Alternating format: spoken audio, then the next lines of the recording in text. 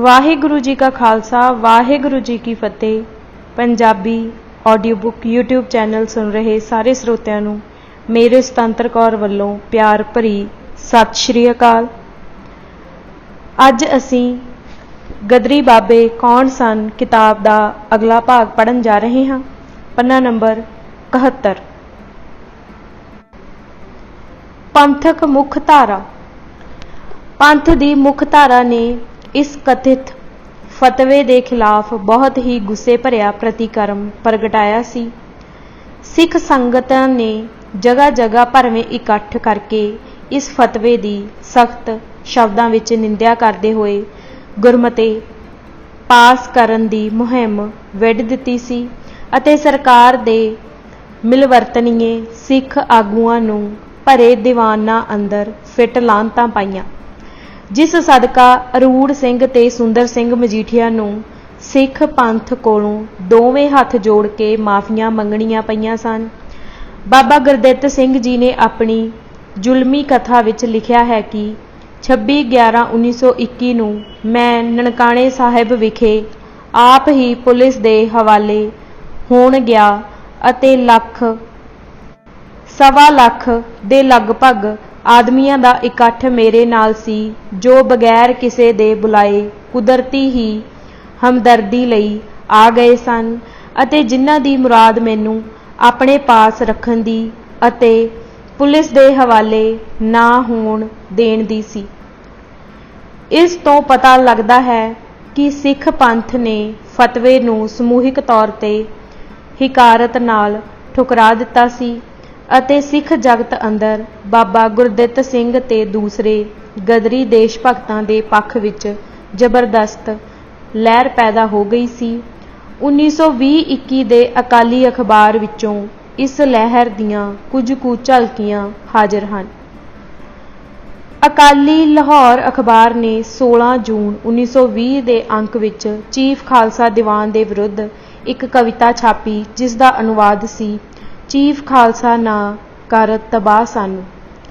इस विच कामागाटा मारू दे साके दौरान दीवान दे आगुआं वल्लों सरकार दी हिमायत विच गुप्त चिट्ठियां जारी करके पंथ नूं फनाह करन दे जिम्मेवार ठहराया। 26 जून 1920 फजलाबाद जिला गुरदासपुर विच सिंह सभा वल्लों पहला सालाना दीवान पूर्ण कामयाबी सहित समाप्त होया। श्रीमान मास्टर मोता सिंह जी, श्रीमान भाई राम सिंह जी, भाई करतार सिंह जी झब्बर आदि दे बड़े जोरदार ते असर भरे लैक्चर होए ते लैक्चरां दे असर नाल लोकां दियां अपने राजनीतिक हक्कां संबंधी अखां खुल गईयां। हेठ लिखे गुरमते खूब जोर शोर ते सर्वसंमति नाल पास होए। ਇਹ कि सिख कैदियां नूं जेल खानिਆਂ विच 5 ककार ते दस्तार धारण करन दी पूरी आज़ादी दित्ती जावे। ਇਹ कि शाही ऐलान अनुसार समूह सिख ते होर राजसी कैदियां नूं आज़ाद कर दिता जावे। ਇਹ कि हजूर महाराजा साहिब पटियाला दी अडवायर फंड विच 20,000 दान देण दी कार्रवाई अत्यंत घृणा दे योग है। ਇਹ कि पंजाब दे पहले लाट सर माइकल अडवायर नूं पंजाब तो जान लग्या मान पत्र पेश करन वाले सिख आगू यथा सुंदर सिंह मजीठिया, गज्जन सिंह लुधियाना, गोपाल सिंह भागोवाल, अरूड़ सिंह सरबराह, गुरबख्श सिंह सकत्तर सिख लीग आदिक तनखाईए हन ते इन्हां दे नाम नाल सरदार जां भाई पद ना वरतिया जावे। 24 जून 1920 नूं विछोए विखे एक अदुੱਤੀ दीवान विच 5 ਤੋਂ 10,000 संगतां शामिल होईयां अते इस विच सरकार दे झोली चुक्कां नूं 5-5 लामतां पाईयां गईयां अते हेठ दिते गुरमते पास कीते गए। मता नंबर 3 सिख कैदियां नूं जेल खानिਆਂ विच 5 ककार ते दस्तार धारण करन तों सख्ती नाल रोक के सरकार वल्लों धार्मिक आज़ादी विच दखल हो रहा है, जिस नूं सिख कौम अयोग ख्याल करदी होई इस दी पूरी खुल होण ते जोर दिंदी है। ਮਤਾ ਨੰਬਰ 6 ਸਾਰੇ ਦੇ ਸਾਰੇ ਸਿੱਖ ਨਜ਼ਰਬੰਦ ਆਜ਼ਾਦ ਕੀਤੇ ਜਾਣ। ਮਤਾ ਨੰਬਰ 8 ਮਹਾਰਾਜਾ ਪਟਿਆਲਾ ਦੀ ਅਡਵਾਇਰ ਫੰਡ ਵਿੱਚ 20,000 ਰੁਪਇਆ ਦੇਣ ਦੀ ਕਾਰਵਾਈ ਸਖਤ ਘ੍ਰਿਣਾ ਦੇ ਯੋਗ ਹੈ। ਮਤਾ ਨੰਬਰ 9 ਪੰਜਾਬ ਦੇ ਪਿਛਲੇ ਲਾਟ ਨੂੰ ਪੰਜਾਬ ਤੋਂ ਜਾਣ ਲੱਗਿਆਂ ਮਾਣ ਪੱਤਰ ਪੇਸ਼ ਕਰਨ ਵਾਲੇ ਸਿੱਖ ਯਥਾ ਸੁੰਦਰ ਸਿੰਘ ਮਜੀਠੀਆ, ਗੋਪਾਲ ਸਿੰਘ ਭਾਗੋਵਾਲ, ਅਰੂੜ ਸਿੰਘ ਸਰਬਰਾਹ, ਗੁਰਬਖਸ਼ ਸਿੰਘ ਸਕੱਤਰ, ਸਿੱਖ ਲੀਗ ਆਦਿਕ ਤਨਖਾਹੀਏ ਹਨ ਤੇ ਇਹਨਾਂ ਦੇ ਨਾਮ ਨਾਲ ਸਰਦਾਰ ਜਾਂ ਭਾਈ ਪਦ ਨਾ ਵਰਤਿਆ ਜਾਵੇ। ਮਤਾ ਨੰਬਰ 11 ਭਾਈ ਤੇਜਾ ਸਿੰਘ ਚੂੜਕਾਨੇ ਨੇ ਹਜ਼ਾਰੀਬਾਗ ਜੇਲ੍ਹ ਵਿੱਚੋਂ ਰਿਹਾ ਹੋ ਕੇ ਆਏ ਹੋਏ ਸਿੱਖ ਕੈਦੀਆਂ ਵਿੱਚੋਂ ਭਾਈ ਹਰੀ ਸਿੰਘ ਜੀ ਨੂੰ ਸੰਗਤ ਦੇ ਪੇਸ਼ ਕੀਤਾ ਤੇ ਬੜੇ ਦਰਦ ਭਰੇ ਲਫ਼ਜ਼ਾਂ ਵਿੱਚ ਕਿਹਾ ਕਿ ਹਜ਼ਾਰੀਬਾਗ ਜੇਲ੍ਹ ਵਿੱਚੋਂ ਰਿਹਾ ਹੋਏ 17 ਸਿੱਖ ਕੈਦੀਆਂ ਵਿੱਚੋਂ 5 ਸਿੱਖ ਰਾਹ ਵਿੱਚ ਹੀ ਬਿਮਾਰ ਹੋ ਕੇ ਘਰ ਆਉਂਦੇ ਹੀ ਅਕਾਲ ਚਲਾਣਾ ਕਰ ਗਏ, ਜਿਸ ਦਾ ਕਾਰਨ ਜੇਲ੍ਹ ਵਿੱਚ ਅਧੂਰੀ ਖੁਰਾਕ ਤੇ ਘੱਟ ਕੱਪੜੇ ਹੈ। ਮਤਾ ਨੰਬਰ 13 ਜੇਲ੍ਹ ਵਿੱਚ ਸਖਤੀਆਂ ਕਰਨ ਵਾਲੇ ਅਫਸਰਾਂ ਤੇ ਨਫ਼ਰਤ ਪ੍ਰਗਟ ਕੀਤੀ ਜਾਵੇ ਤੇ ਹਜ਼ਾਰੀਬਾਗ ਜੇਲ੍ਹ ਵਿੱਚੋਂ ਛੁੱਟ ਕੇ ਘਰਾਂ ਵਿੱਚ ਆ ਕੇ ਸ਼ਹੀਦ ਹੋਣ ਵਾਲਿਆਂ ਦੇ ਪਰਿਵਾਰਾਂ ਨਾਲ ਹਮਦਰਦੀ ਪ੍ਰਗਟ ਕੀਤੀ ਜਾਵੇ ਤੇ ਕਾਮਾਗਾਟਾ ਮਾਰੂ ਤੇ ਹੋਰ ਸਾਰੇ ਸਿੱਖ ਮੁਲਕੀ ਕੈਦੀਆਂ ਨਾਲ ਹਮਦਰਦੀ ਪ੍ਰਗਟ ਕੀਤੀ ਜਾਵੇ। ਯੂਰਪ ਦੇ ਪੋਲੀਟੀਕਲ ਕੈਦੀਆਂ ਦੇ ਟਾਕਰੇ ਵਿੱਚ ਸਿੱਖ ਪੋਲੀਟੀਕਲ ਕੈਦੀਆਂ ਨੂੰ ਬੜੀਆਂ ਤਕਲੀਫਾਂ ਜੇਲ੍ਹਾਂ ਵਿੱਚ ਦਿੱਤੀਆਂ ਜਾਂਦੀਆਂ ਹਨ।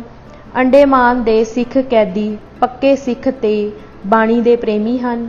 ਜਿਨ੍ਹਾਂ ਸਿੱਖ ਕੁਦਰਤੀ ਲੀਡਰਾਂ ਨੇ ਉਹਨਾਂ ਦੀ ਵਿਰੋਧਤਾ ਕੀਤੀ ਤੇ ਉਹਨਾਂ ਦੇ ਵਿਰੁੱਧ ਗੁਪਤ ਪੱਤਰ ਕੱਢੇ ਸਨ, ਉਹ ਖੁਦ ਸਿੱਖ ਨਹੀਂ ਹਨ।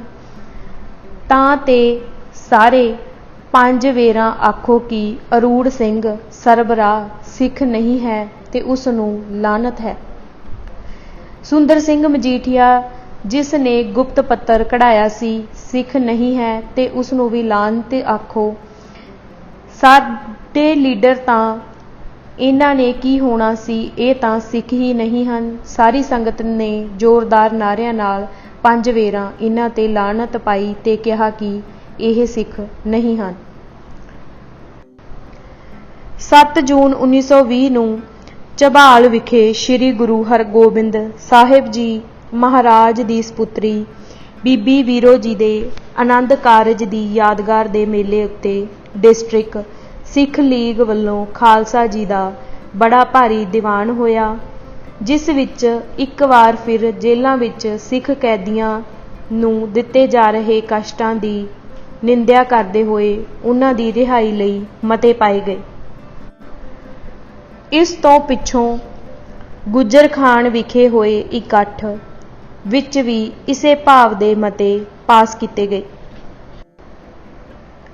ਅਕਾਲੀ 2 ਜੁਲਾਈ 1920 ਆਨਰੇਬਲ ਸੁੰਦਰ ਸਿੰਘ ਮਜੀਠੀਆ ਦੇ ਸਬੰਧ ਵਿੱਚ ਚੀਫ ਖਾਲਸਾ ਦੀਵਾਨ ਵੱਲੋਂ ਇੱਕ ਚਿੱਠੀ ਛਪੀ ਹੈ, ਜਿਸ ਵਿੱਚ ਦੱਸਿਆ ਹੈ ਕਿ ਉਹਨਾਂ ਨੇ ਅਡਵਾਇਰ ਮੈਮੋਰੀਅਲ ਕਮੇਟੀ ਵਿੱਚੋਂ ਅਸਤੀਫਾ ਦੇ ਦਿੱਤਾ ਸੀ ਅਤੇ ਉਸ ਫੰਡ ਵਿੱਚ ਇਹਨਾਂ ਨੇ ਇੱਕ ਕੌਡੀ ਵੀ ਨਹੀਂ ਦਿੱਤੀ। ਅਸੀਂ ਖੁਸ਼ ਹਾਂ, ਉਪਰੋਕਤ ਦੋਸ਼ਾਂ ਤੋਂ ਉਹ ਬਰੀ ਹਨ, ਪਰ ਉਹਨਾਂ ਉੱਤੇ 2 ਬੱਜਰ ਦੋਸ਼ ਹੋਰ ਹਨ ਜਿਨ੍ਹਾਂ ਦੀ ਸਫਾਈ ਨਹੀਂ ਕੀਤੀ ਗਈ।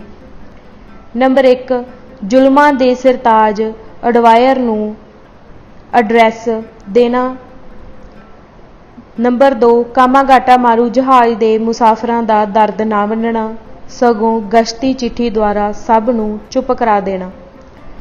ਜੇ ਉਹਨਾਂ ਨੂੰ ਪੰਥ ਦੀ ਕੁਝ ਵੀ ਪਰਵਾਹ ਹੈ ਤਾਂ ਉਹ ਆਪਣੀ ਸਫਾਈ ਆਪ ਪੇਸ਼ ਕਰਨ। ਕੀ ਉਪਰੋਕਤ 2 ਬੱਜਰ ਦੋਸ਼ਾਂ ਲਈ ਉਹਨਾਂ ਪਾਸ ਕੋਈ ਉੱਤਰ ਹੈ? ਜੇ ਹੈ ਤਾਂ ਪੰਥ ਪ੍ਰਤੀ ਪ੍ਰਗਟ ਕੀਤਾ ਜਾਵੇ, ਪਰ ਸਾਡਾ ਨਿਸ਼ਚਾ ਹੈ ਕਿ ਉਹ ਇਹਨਾਂ ਬੱਜਰ ਪਾਪਾਂ ਤੋਂ ਬਰੀ ਨਹੀਂ ਹਨ। ਇਸ ਲਈ ਜੇ ਉਹ ਆਪਣੇ ਆਪ ਨੂੰ ਮਨੁੱਖ ਤੇ ਭੁੱਲਣਹਾਰ ਸਮਝਦੇ ਹਨ ਤਾਂ ਗੁਰੂ ਪੰਥ ਪਾਸੋਂ ਇਹਨਾਂ ਅਪਰਾਧਾਂ ਦੀ ਭੁੱਲ ਬਖਸ਼ਾ ਲੈਣ। ਉਹਨਾਂ ਦੀ ਇਹ ਇਖਲਾਕੀ ਦਲੇਰੀ ਸੰਭਵ ਹੈ ਕਿ ਪੰਥ ਦੀ ਨਾਰਾਜ਼ਗੀ ਨੂੰ ਕੁਝ ਘਟਾ ਸਕੇ। ਇਸੇ ਵੇਲੇ ਰੋੜੀ ਸਾਹਿਬ ਗੁਜਰਾਂਵਾਲਾ ਵਿਖੇ ਪੂਰਨਮਾਸ਼ੀ ਦੇ ਭਾਰੀ ਦੀਵਾਨ ਵਿੱਚ ਵੀ ਸਾਰੇ ਰਾਜਸੀ ਕੈਦੀਆਂ ਦੀ ਰਿਹਾਈ ਲਈ ਮਤੇ ਪਾਏ ਗਏ।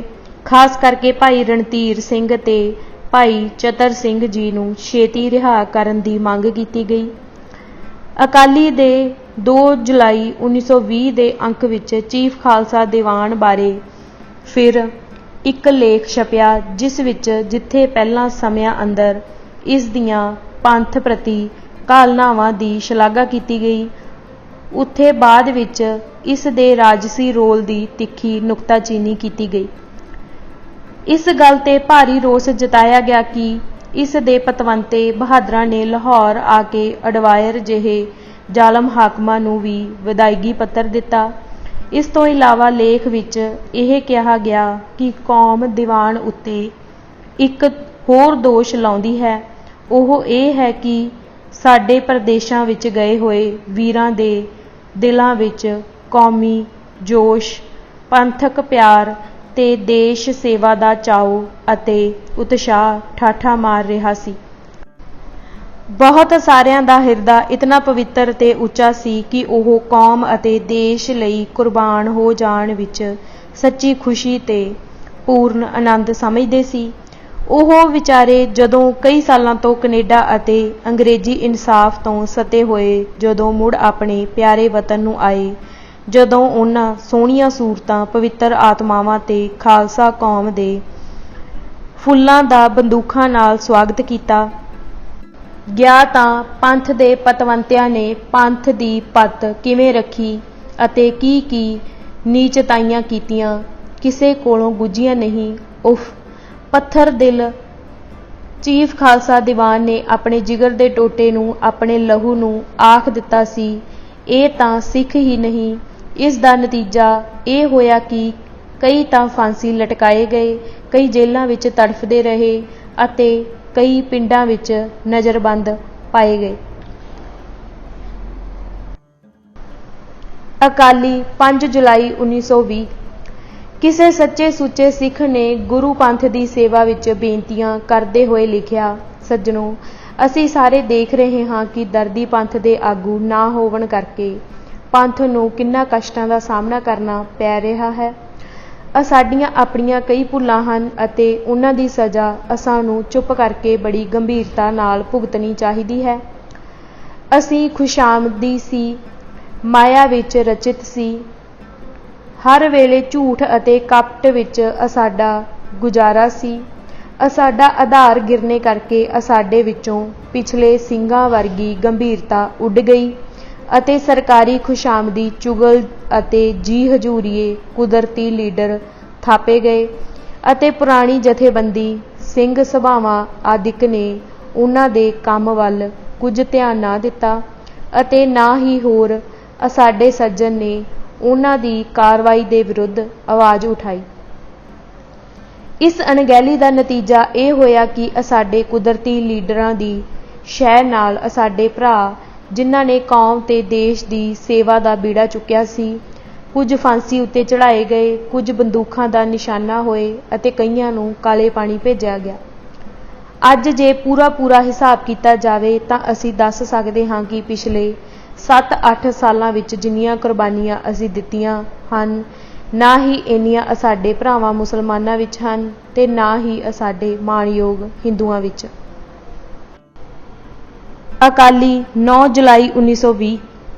ਹਰਮੰਦਰ ਜੀ ਦਾ ਵਿਹਾਰਿਕ ਪ੍ਰਬੰਧ ਭਾਵੇਂ ਇੱਕ ਨਾਮ ਧਰੀਕ ਸਿੱਖ ਦੇ ਹੱਥ ਦਿੱਤਾ ਜਾਂਦਾ ਹੈ, ਜਿਸ ਨੂੰ ਹਰਮੰਦਰ ਜੀ ਦਾ ਪ੍ਰਬੰਧਕ ਬੋਲਦੇ ਹਨ, ਪਰ ਇਹ ਪ੍ਰਬੰਧਕ ਜੀ ਮਹਾਤਮਾ ਤਾਂ ਕੇਵਲ ਇੱਕ ਸਵਾਰਥੀ ਪੁਤਲੇ ਹੁੰਦੇ ਹਨ, ਜਿਨ੍ਹਾਂ ਨੂੰ ਪੁਤਲੀਗਰ ਜ਼ਿਲ੍ਹੇ ਦਾ ਹਾਕਮ ਜਿਵੇਂ ਨਚਾਵੇ ਉਸੇ ਤਰ੍ਹਾਂ ਨੱਚਦੇ ਹਨ ਅਤੇ ਜੋ ਇਹ ਧੁਨ ਦਾ ਰਾਗ ਉਕਤ ਸਾਹਿਬ ਬਹਾਦਰ ਸੁਣਨਾ ਪਸੰਦ ਕਰੇ, ਉਹੀ ਆਵਾਜ਼ ਇਸ ਪੁਤਲੀ ਦੇ ਮੂੰਹੋਂ ਨਿਕਲਦੀ ਹੈ। ਜੁਲਾਈ ਵਿੱਚ ਸ਼ਹਿਜ਼ਾਦਾ ਬਰਤਾਨੀਆ ਪ੍ਰਿੰਸ ਆਫ ਵੇਲਜ਼ ਦੇ ਆਉਣ ਤੇ ਅਕਾਲੀਆਂ ਨੇ 10 ਜੁਲਾਈ ਦੇ ਅੰਕ ਵਿੱਚ ਸਿੱਖ ਕੈਦੀਆਂ ਦਾ ਮਸਲਾ ਫਿਰ ਉਭਾਰਿਆ। ਅਕਾਲੀ 15 ਜੁਲਾਈ 1920। ਗਿਆਨੀ ਗੁਰਬਖਸ਼ ਸਿੰਘ ਸਕੱਤਰ ਸਿੱਖ ਲੀਗ ਬਾਰੇ ਕਈ ਦੀਵਾਨਾਂ ਵਿੱਚ ਫੈਸਲਾ ਹੋ ਚੁੱਕਾ ਹੈ ਕਿ ਇਹਨਾਂ ਦੇ ਨਾਮ ਨਾਲ ਸਰਦਾਰ ਜੀ ਜਾਂ ਭਾਈ ਪਦ ਨਾ ਵਰਤਿਆ ਜਾਵੇ। ਅਸੀਂ ਗਿਆਨੀ ਜੀ ਨੂੰ ਬੇਨਤੀ ਕਰਦੇ ਹਾਂ ਕਿ ਉਹ ਆਪਣਾ ਮਾਮਲਾ ਸਾਫ਼ ਕਰਨ, ਕਿਉਂਕਿ ਇੱਕ ਪਾਸੇ ਗੁਰਮਤੇ ਹੋ ਰਹੇ ਹਨ, ਦੂਜੇ ਪਾਸੇ ਆਪ ਸਕੱਤਰ ਹਨ। ਆਪੋ ਵਿੱਚ ਉਲਟ ਗੱਲਾਂ ਕਿਸ ਤਰ੍ਹਾਂ ਨਿਭ ਸਕਣਗੀਆਂ। ਅਕਾਲੀ 17 ਜੁਲਾਈ 1920। ਅਸੀਂ ਨਿਮਰਤਾ ਨਾਲ ਪੁੱਛਦੇ ਹਾਂ ਕਿ ਸਿੱਖ ਰਾਜਸੀ ਕੈਦੀਆਂ ਅਤੇ ਨਜ਼ਰਬੰਦਾਂ ਲਈ ਚੀਫ ਖਾਲਸਾ ਦੀਵਾਨ ਨੇ ਕੀ ਕੀਤਾ ਹੈ। ਕੀ ਦੀਵਾਨ ਨੇ ਕੋਈ ਗੁਰਮਤਾ ਪਾਸ ਕਰਕੇ ਲਾਟ ਸਾਹਿਬ, ਵਾਇਸਰਾਏ ਸਾਹਿਬ ਅਤੇ ਵਜ਼ੀਰ ਹਿੰਦ ਨੂੰ ਭੇਜਿਆ ਹੈ? ਕੀ ਆਪਣੇ ਉਪਦੇਸ਼ਕ ਭੇਜ ਕੇ ਦੀਵਾਨ ਨੇ ਆਪਣੀਆਂ ਸੰਬੰਧਿਤ ਸਿੱਖ ਸਭਾਵਾਂ ਤੇ ਜਥਿਆਂ ਵੱਲੋਂ ਪਰਿਵਾਰ ਸਹਾਇਕ ਫੰਡ ਲਈ ਕੋਈ ਉਦਮ ਕੀਤਾ ਹੈ? ਕੀ ਕੋਈ ਉਪਦੇਸ਼ਕ ਜਾਂ ਦੀਵਾਨ ਦਾ ਮੈਂਬਰ ਰਾਜਸੀ ਕੈਦੀ ਭਰਾਵਾਂ ਦੇ ਦੁਖੀ ਪਰਿਵਾਰਾਂ ਦੀ ਸੁਰਤ ਲੈਣ ਲਈ ਭੇਜਿਆ ਹੈ? ਅਸੀਂ ਆਸ ਰੱਖਦੇ ਹਾਂ ਕਿ ਦੀਵਾਨ ਵੱਲੋਂ ਇਸ ਵਿਸ਼ੇ ਤੇ ਵੀ ਪੂਰਾ ਚਾਨਣਾ ਪਾਇਆ ਜਾਵੇਗਾ। 24 ਜੁਲਾਈ। ਪਿੰਡਾਂ ਸ਼ਹਿਰ ਗੱਲ ਕੀ, ਦੇਸ਼ ਦੇ ਦੂਰ ਦਰਾਡੇ ਨੁਕਰਾਂ ਤੋਂ ਵੀ ਜ਼ੋਰਦਾਰ ਆਵਾਜ਼ਾਂ ਆ ਰਹੀਆਂ ਸਨ। ਥਾਂ ਤੋਂ ਖਾਲਸਾ ਜੀ ਵੱਲੋਂ ਗੁਰਮਤੇ ਧੜਾ ਧੜ ਆ ਰਹੇ ਹਨ ਕਿ ਖਾਲਸਾ ਕਾਲਜ ਸਿੱਖਾਂ ਦੇ ਆਪਣੇ ਹੱਥ ਦਿੱਤਾ ਜਾਵੇ। ਸ਼ਾਹੀ ਐਲਾਨ ਹੋਏ ਨੂੰ ਅਜੇ 7 ਮਹੀਨੇ ਹੋ ਗਏ ਹਨ, ਪਰ ਰਾਜਸੀ ਕੈਦੀ ਅਜੇ ਤੱਕ ਅੰਡੇਮਾਨ ਦੀਆਂ ਜੇਲ੍ਹਾਂ ਵਿੱਚ ਤੜਫ ਰਹੇ ਹਨ, ਪਰੰਤੂ ਸਰਕਾਰ ਨੇ ਇੱਕੋ ਚੁੱਪ ਵੱਟੀ ਹੋਈ ਹੈ। 26 ਜੁਲਾਈ 1920 ਨੂੰ ਖਾਲਸਾ ਯੰਗ ਮੈਨ ਐਸੋਸੀਏਸ਼ਨ ਦੀ ਸਰਗੋਦਾ ਵਿਖੇ ਹੋਈ ਮੀਟਿੰਗ ਵਿੱਚ ਸਾਰੇ ਰਾਜਸੀ ਕੈਦੀਆਂ ਨੂੰ ਰਿਹਾ ਕਰਨ ਅਤੇ ਸਿੱਖ ਕੈਦੀਆਂ ਨੂੰ ਪਗੜੀ ਦੇ ਰਹਿਤ ਦੀ ਖੁੱਲ੍ਹ ਦੇਣ ਦੀ ਮੰਗ ਕੀਤੀ ਗਈ। 15 ਜੁਲਾਈ ਨੂੰ ਸਿੱਖ ਲੀਗ ਵੱਲੋਂ ਤਰਨਤਾਰਨ ਦੀ ਮੱਸਿਆ ਉੱਤੇ ਜਲਸਾ ਕੀਤਾ ਗਿਆ, ਜਿਸ ਵਿੱਚ ਸਿੱਖਾਂ ਸਮੇਤ ਸਾਰੇ ਰਾਜਸੀ ਕੈਦੀਆਂ ਨੂੰ ਰਿਹਾ ਕਰਨ ਦਾ ਮਤਾ ਪਾਇਆ ਗਿਆ।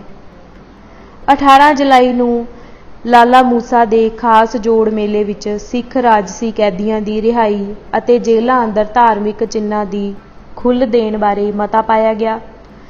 ਬਾਵਾ ਗੁਰਬਖਸ਼ ਸਿੰਘ ਤੇ ਸਰਬਰਾਹ ਅਰੂੜ ਸਿੰਘ ਨੂੰ ਸਿੱਖਾਂ ਦੇ ਪ੍ਰਤੀਨਿਧ ਮੰਨਣ ਤੋਂ ਇਨਕਾਰ ਕੀਤਾ ਗਿਆ।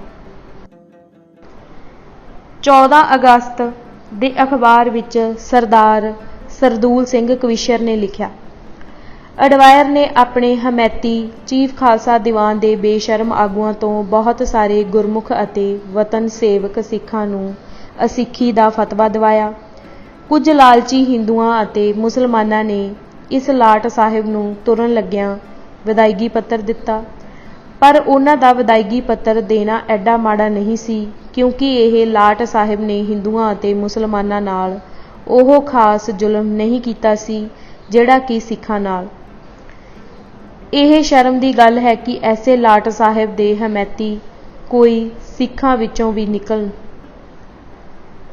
18 ਅਗਸਤ 1920 ਸਰਦਾਰ ਸੁੰਦਰ ਸਿੰਘ ਜੀ ਰਾਮਗੜੀਏ ਨੂੰ ਸਰਬਰਾਹ ਬਣਾਇਆ ਗਿਆ। 23 ਅਗਸਤ ਨੂੰ ਜਲਿਆਂਵਾਲੇ ਬਾਗ ਵਿੱਚ ਭਾਰੀ ਜੋੜ ਮੇਲਾ ਹੋਇਆ। ਸਰਦਾਰ ਜਸਵੰਤ ਸਿੰਘ ਨੇ ਆਪਣੇ ਸੰਬੋਧਨ ਵਿੱਚ ਕਿਹਾ ਕਿ ਹੁਣ ਅਰੂੜ ਸਿੰਘ ਦਾ ਛੁਟਕਾਰਾ ਹੋਣਾ ਕਠਿਨ ਹੈ। ਉਸ ਨੂੰ ਦਰਬਾਰ ਸਾਹਿਬ ਦਾ ਪੂਰਾ ਹਿਸਾਬ ਦੇਣਾ ਪਵੇਗਾ। ਡਾਇਰ ਜ਼ਾਲਮ ਨੂੰ ਗੁਰੂ ਪਿਆਰਿਆਂ ਦੀ ਸ਼ਰਧਾ ਦੀ ਭੇਟਾ ਵਿੱਚੋਂ ਹਜ਼ਾਰਾਂ ਰੁਪਏ ਦੇ ਕੇ ਸਿੱਖਾਂ ਦੇ ਦਿਲਾਂ ਨੂੰ ਚੀਰਨ ਦਾ ਬਦਲਾ ਦੇਣਾ ਪਵੇਗਾ। ਇਸ ਤੋਂ 24 ਘੰਟੇ ਬਾਅਦ ਹੀ ਅਰੂੜ ਸਿੰਘ ਨੇ ਮਾਫ਼ੀ ਮੰਗ ਲਈ, ਜਿਸ ਬਾਰੇ 27 ਅਗਸਤ ਦੇ ਅਕਾਲੀ ਅਖਬਾਰ ਵਿੱਚ ਹੇਠ ਲਿਖੀ ਰਿਪੋਰਟ ਛਪੀ। ਕੱਲ੍ਹ 24 ਤਰੀਕ ਸ਼ਾਮ ਦੇ 6 ਵਜੇ ਜਲਿਆਂਵਾਲੇ ਬਾਗ ਵਿੱਚ ਗੁਰਦੁਆਰਾ ਸੇਵਕ ਕਮੇਟੀ ਅੰਮ੍ਰਿਤਸਰ ਦੇ ਪ੍ਰਬੰਧ ਹੇਠ ਭਾਰੀ ਦੀਵਾਨ ਸਜਿਆ। ਅਜੇ ਦੀਵਾਨ ਸਜਣਾ ਹੀ ਸੀ ਕਿ ਸਰਦਾਰ ਬਸੰਤ ਸਿੰਘ ਰਸਾਲਦਾਰ ਨੇ ਸਰਦਾਰ ਚੰਦਾ ਸਿੰਘ ਅਟਾਰੀ ਵਾਲੇ ਸੇਵਕਾਂ ਕੋਲ ਆਏ ਕਿ ਜੇਕਰ ਅਰੂੜ ਸਿੰਘ ਆ ਕੇ ਮਾਫ਼ੀ ਮੰਗ ਲਵੇ ਤਾਂ ਤੁਸੀਂ ਜਨਾਜ਼ਾ ਤਾਂ ਨਹੀਂ ਕੱਢੋਗੇ, ਤੇ ਜੇ ਉਹ ਇੱਥੇ ਆਵੇ ਤਾਂ ਉਹਦੀ ਬੇਅਦਬੀ ਤਾਂ ਨਹੀਂ ਕਰੋਗੇ। ਜਿਸ ਪਰ ਮਾਸਟਰ ਚੰਦਾ ਸਿੰਘ ਜੀ ਨੇ ਸਭ ਸੰਗਤ ਤੇ ਭਰੋਸਾ ਰੱਖਦੇ ਹੋਏ ਵਚਨ ਦਿੱਤਾ ਕਿ ਜੇਕਰ ਅਰੂੜ ਸਿੰਘ ਆ ਕੇ ਮਾਫ਼ੀ ਮੰਗੇ ਤਾਂ ਬੇਅਦਬੀ ਵੀ ਨਹੀਂ ਕਰਾਂਗੇ ਤੇ ਜਨਾਜ਼ਾ ਵੀ ਨਹੀਂ ਕੱਢਾਂਗੇ। ਸਵਾ ਘੰਟੇ ਦੀ ਮੋਹਲਤ ਉਹਨਾਂ ਨੂੰ ਦਿੱਤੀ ਗਈ ਅਤੇ ਦੀਵਾਨ ਸੱਜ ਕੇ ਕੀਰਤਨ ਹੋਣ ਲੱਗ ਪਿਆ। ਅੱਧੇ ਘੰਟੇ ਬਾਅਦ ਜਦ ਦੀਵਾਨ ਆਰੰਭ ਹੋਣ ਦਾ ਅਰਦਾਸਾ ਹੋਣਾ ਸ਼ੁਰੂ ਹੋਇਆ ਤਾਂ ਅਰੂੜ ਸਿੰਘ ਵੀ ਆ ਪੁੱਜਾ। ਅਰਦਾਸ ਤੋਂ ਪਿੱਛੋਂ ਮਾਸਟਰ ਚੰਦਾ ਜੀ, ਸਰਦਾਰ ਸੇਵਾ ਸਿੰਘ, ਸਰਦਾਰ ਜਸਵੰਤ ਸਿੰਘ ਆਦਿ ਬੋਲੇ। ਉਸ ਤੋਂ ਪਿੱਛੋਂ ਅਰੂੜ ਸਿੰਘ ਨੇ ਖੜੇ ਹੋ ਕੇ ਹੱਥ ਜੋੜ ਕੇ ਆਖਿਆ ਕਿ ਖਾਲਸਾ ਜੀ, ਮੈਂ 18 ਵਰ੍ਹੇ ਗੁਰੂ ਰਾਮਦਾਸ ਜੀ ਦੀ ਅਤੇ ਖਾਲਸੇ ਦੀ ਸੇਵਾ ਕੀਤੀ ਹੈ। ਚੰਗੀ ਕੀਤੀ ਜਾਂ ਮੰਦੀ ਆਪ ਪ੍ਰਵਾਨ ਕਰੋ ਤੇ ਹੁਣ ਮੈਂ ਅਸਤੀਫਾ ਦਿੰਦਾ ਹਾਂ ਤੇ ਆਪ ਜਨਾਜ਼ਾ ਨਾ ਕੱਢੋ। ਜਿਸ ਪਰ ਸੰਗਤ ਨੇ ਫੈਸਲਾ ਦੇ ਕੇ ਕਿਹਾ ਕਿ ਜਨਾਜ਼ਾ ਨਹੀਂ ਕੱਢਿਆ ਜਾਵੇਗਾ। ਇਸ ਫੈਸਲੇ ਦਾ ਮਤਲਬ ਖਾਲਸੇ ਨੂੰ ਇਹ ਨਹੀਂ ਸਮਝਣਾ ਚਾਹੀਦਾ ਕਿ 18 ਸਾਲਾ ਕਾਰਵਾਈ ਦਾ ਹਿਸਾਬ ਅਰੂੜ ਸਿੰਘ ਨੂੰ ਛੱਡ ਦਿੱਤਾ ਗਿਆ ਜਾਂ ਉਹਦੇ ਔਗੁਣ ਮਾਫ ਹੋ ਗਏ। 24 ਤਰੀਕ ਦੀ ਕਾਰਵਾਈ ਸਿਰਫ ਇੰਨੀ ਹੀ ਸੀ ਕਿ ਅਰੂੜ ਸਿੰਘ ਨੇ ਸਰਬਰਾਹੀ ਛੱਡ ਦਿੱਤੀ ਤੇ ਖਾਲਸੇ ਨੇ ਜਨਾਜ਼ਾ ਨਹੀਂ ਕੱਢਣਾ। ਹੁਣ ਜਨਾਜ਼ਾ ਨਹੀਂ ਨਿਕਲੇਗਾ ਪਰ ਹਿਸਾਬ ਦੀ ਪੜਤਾਲ ਜਾਂ ਔਗੁਣਾਂ ਦੀ ਮਾਫੀ ਦਾ ਫੈਸਲਾ ਪਿੱਛੋਂ ਹੋਵੇਗਾ ਜਦ ਉਹ ਹਿਸਾਬ ਦੇ ਦੇਵੇਗਾ ਤੇ ਮਾਫੀ ਮੰਗੇਗਾ। 27 ਅਗਸਤ ਦਾ ਅਖਬਾਰ। ਹੁਣ ਅਰੂੜ ਸਿੰਘ ਤੇ ਬੂੜ ਸਿੰਘ ਅੰਮ੍ਰਿਤਸਰ ਵਾਲਿਆਂ ਦੀਆਂ ਚੋਟਾਂ ਨੇ ਪੰਥ ਵਿੱਚ ਖਾਲਸਾਈ ਜੋਸ਼ ਦੀ ਲਹਿਰ ਪੈਦਾ ਕਰ ਦਿੱਤੀ। ਹੁਣ ਇਹ ਗੱਲ ਸੰਭਵ ਹੈ ਕਿ ਗੁਰੂ ਸੰਗਤਾਂ ਦੀ ਹੱਤਕ ਕਰਨ ਵਾਲੇ ਤੇ ਪੰਥ ਧਰੋਹੀ ਆਪਣੀਆਂ ਕਰਤੂਤਾਂ ਦਾ ਫਲ ਭੋਗੇ ਬਿਨਾਂ ਬਚ ਰਹਿਣ। ਇਸ ਤੋਂ 24 ਘੰਟੇ ਬਾਅਦ ਹੀ 24 ਅਗਸਤ ਨੂੰ ਜਲਿਆਂਵਾਲਾ ਬਾਗ ਵਿੱਚ ਗੁਰਦੁਆਰਾ ਸੇਵਕ ਕਮੇਟੀ ਅੰਮ੍ਰਿਤਸਰ ਦੇ ਪ੍ਰਬੰਧ ਹੇਠ ਭਾਰੀ ਦੀਵਾਨ ਸਜਿਆ। ਰਾਏਕੋਟ ਖਿਆਲੀ ਤੇ ਭੈਣੀ ਵੜਿੰਗ ਵਿਖੇ ਖਾਲਸੇ ਜੀ ਵੱਲੋਂ ਦੀਵਾਨ ਕਰਕੇ ਭਾਈ ਰਣਧੀਰ ਸਿੰਘ ਜੀ ਅਤੇ ਹੋਰ ਸਿੱਖ ਕੈਦੀਆਂ ਦੀ ਰਿਹਾਈ ਦੇ ਮਤੇ ਪਾਏ ਗਏ। ਮਿਰਜ਼ੇਵਾਲੀ ਜ਼ਿਲ੍ਹਾ ਗੁਰਦਾਸਪੁਰ ਵਿੱਚ 15-16 ਭਾਦੋਂ ਸਤੰਬਰ 1920 ਨੂੰ ਦੀਵਾਨ ਹੋਏ ਤੇ ਸਰਕਾਰੀ ਖੁਸ਼ਾਮਦੀਆਂ ਦੇ ਵਿਰੁੱਧ ਤੇ ਸਿੱਖ ਕੈਦੀਆਂ ਦੀ ਹਮਾਇਤ ਵਿੱਚ ਮਤੇ ਪਾਏ ਗਏ। ਇਸੇ ਹੀ ਹਫ਼ਤੇ ਸੈਯਦ ਕਸਰਾਂ ਵਿਖੇ ਤੇ ਚੀਮਾ ਵਿਖੇ ਸਿੰਘ ਸਭਾ ਦੇ ਦੀਵਾਨਾਂ ਵਿੱਚ ਅਤੇ ਪਠਾਨਵਾਲੀ ਵਿੱਚ 12 ਸਤੰਬਰ ਨੂੰ ਇਸੇ ਭਾਵ ਦੇ ਮਤੇ ਪਾਏ ਗਏ। 25 ਸਤੰਬਰ ਨੂੰ ਛੇਹਰਟੇ 1,500-2,000 ਦਾ ਇਕੱਠ। ਤਕਰੀਬਨ ਸਾਰੀਆਂ ਸਿੰਘਣੀਆਂ ਦੇ ਗਾਤਰੇ, ਕਿਰਪਾਨਾਂ ਤੇ ਸਿਰ ਤੇ ਦਸਤਾਰੇ ਸਜੇ ਹੋਏ ਸਨ। ਇਸ ਦੀਵਾਨ ਵਿੱਚ ਹਰ ਪਾਸਿਓਂ ਸੇਵਾ ਤੇ ਕੁਰਬਾਨੀ ਟਪਕ ਰਹੀ ਸੀ। 26 ਸਵੇਰ 6 ਵਜੇ ਤੋਂ ਪਹਿਲਾਂ ਸਾਰੀ ਸੰਗਤ ਇਸ਼ਨਾਨ ਨਿਤਨੇਮ ਕਰਕੇ ਦੀਵਾਨ ਵਿੱਚ ਸੱਜ ਚੁੱਕੀ ਸੀ। ਸ਼ਾਮ ਦੇ ਦੀਵਾਨ ਵਿੱਚ ਗੁਰਮਤਾ ਪੇਸ਼ ਹੋਇਆ ਕਿ ਚੂੰਕਿ ਚੀਫ ਖਾਲਸਾ ਦੀਵਾਨ ਹਮੇਸ਼ਾ ਸਰਕਾਰੀ ਹਾਂ ਵਿੱਚ ਹਾਂ ਮਿਲਾਉਂਦਾ ਰਿਹਾ ਹੈ, ਇਸ ਲਈ ਇਸ ਦਾ ਬਾਈਕਾਟ ਕੀਤਾ ਜਾਵੇ। ਇਸ ਦੇ ਨਾਲ ਕਾਮਾਗਾਟਾ ਮਾਰੂ ਦੇ ਮੁਸਾਫਰਾਂ ਦੇ ਖਿਲਾਫ ਗੁਪਤ ਪੱਤਰ ਜਾਰੀ ਕਰਨ ਦੇ ਦੋਸ਼ ਦੀ ਪੁਸ਼ਟੀ ਕੀਤੀ ਗਈ। ਹੀਰਾ ਸਿੰਘ ਦਰਦ ਨੇ ਚਿੱਠੀ ਲਿਖੀ ਕਿ ਗੁਪਤ ਪੱਤਰ ਕੱਢਣ ਕਰਕੇ ਸਾਰਾ ਦੀਵਾਨ ਤਨਖਾਹੀਆ ਨਹੀਂ ਹੋ ਸਕਦਾ। ਇਸ ਦੇ ਵਾਸਤੇ ਸਾਬਤ ਕਰਨਾ ਜ਼ਰੂਰੀ ਹੈ ਕਿ ਪੱਤਰ ਦੀਵਾਨ ਦੀ ਅਤਰਿੰਗ ਜਾਂ ਜਰਨਲ ਕਮੇਟੀ ਵਿੱਚ ਪਾਸ ਕਰਕੇ ਭੇਜਿਆ ਗਿਆ ਸੀ ਜਾਂ ਇਕੱਲੇ ਸੈਕਟਰੀ ਨੇ ਹੀ ਛਪਵਾ ਕੇ ਭੇਜ ਦਿੱਤਾ ਸੀ। ਇੱਕ ਆਦਮੀ ਜਾਂ 2-4 ਆਦਮੀਆਂ ਦੇ ਮਿਲ ਕੇ ਪੱਤਰ ਕੱਢਣ ਨਾਲ ਸਾਰੇ ਮੈਂਬਰ ਕਿਸ ਤਰ੍ਹਾਂ ਤਨਖਾਹੀਏ ਹੋ ਗਏ। ਖਾਲਸਾ ਦੀਵਾਨ ਸਿਆਲਕੋਟ ਦੇ ਸਕੱਤਰ ਭਾਈ ਸੱਜਣ ਸਿੰਘ ਨੇ ਸਰਬਰਾਹਾਂ, ਮਹੰਤਾਂ ਤੇ ਪੁਜਾਰੀਆਂ ਦੇ ਨਾਂ ਖੁੱਲ੍ਹੀ ਚਿੱਠੀ ਲਿਖੀ। ਤੁਸਾਂ ਸਰਕਾਰੀ ਅਫਸਰਾਂ ਤੇ ਝੋਲੀ ਚੁੱਕਣ ਨਾਲ ਮਿਲ ਕੇ ਜਾਂ ਉਹਨਾਂ ਦੇ ਦਬਾਅ ਹੇਠਾਂ ਆ ਕੇ ਪੰਥ ਦੇ ਸੁੱਚੇ ਹੀਰਿਆਂ ਤੇ ਸ਼ਹੀਦ ਸਿੰਘਾਂ ਨੂੰ ਅਸਿੱਖ ਆਖਿਆ। ਖੱਬੇ ਪੱਖੀ ਧਰਮ ਨਿੰਦਕਾਂ ਨੇ ਪੰਥ ਵਿੱਚੋਂ ਮੁੱਠੀ ਭਰ ਵਿਅਕਤੀਆਂ ਦੇ ਫਤਵੇ ਨੂੰ ਤਾਂ ਕਿੰਨਾ ਉਛਾਲਿਆ ਹੈ, ਪਰ ਇਸ ਫਤਵੇ ਦੇ ਖਿਲਾਫ ਪੰਥ ਦਰਦੀਆਂ ਵੱਲੋਂ ਭਰਵੇਂ ਦੀਵਾਨਾਂ ਵਿੱਚ ਪਾਏ ਗਏ ਸੈਂਕੜੇ ਗੁਰਮਤੇ ਉਹਨਾਂ ਨੂੰ ਕਿਤੇ ਦਿਖਾਈ ਨਹੀਂ ਦਿੱਤੇ।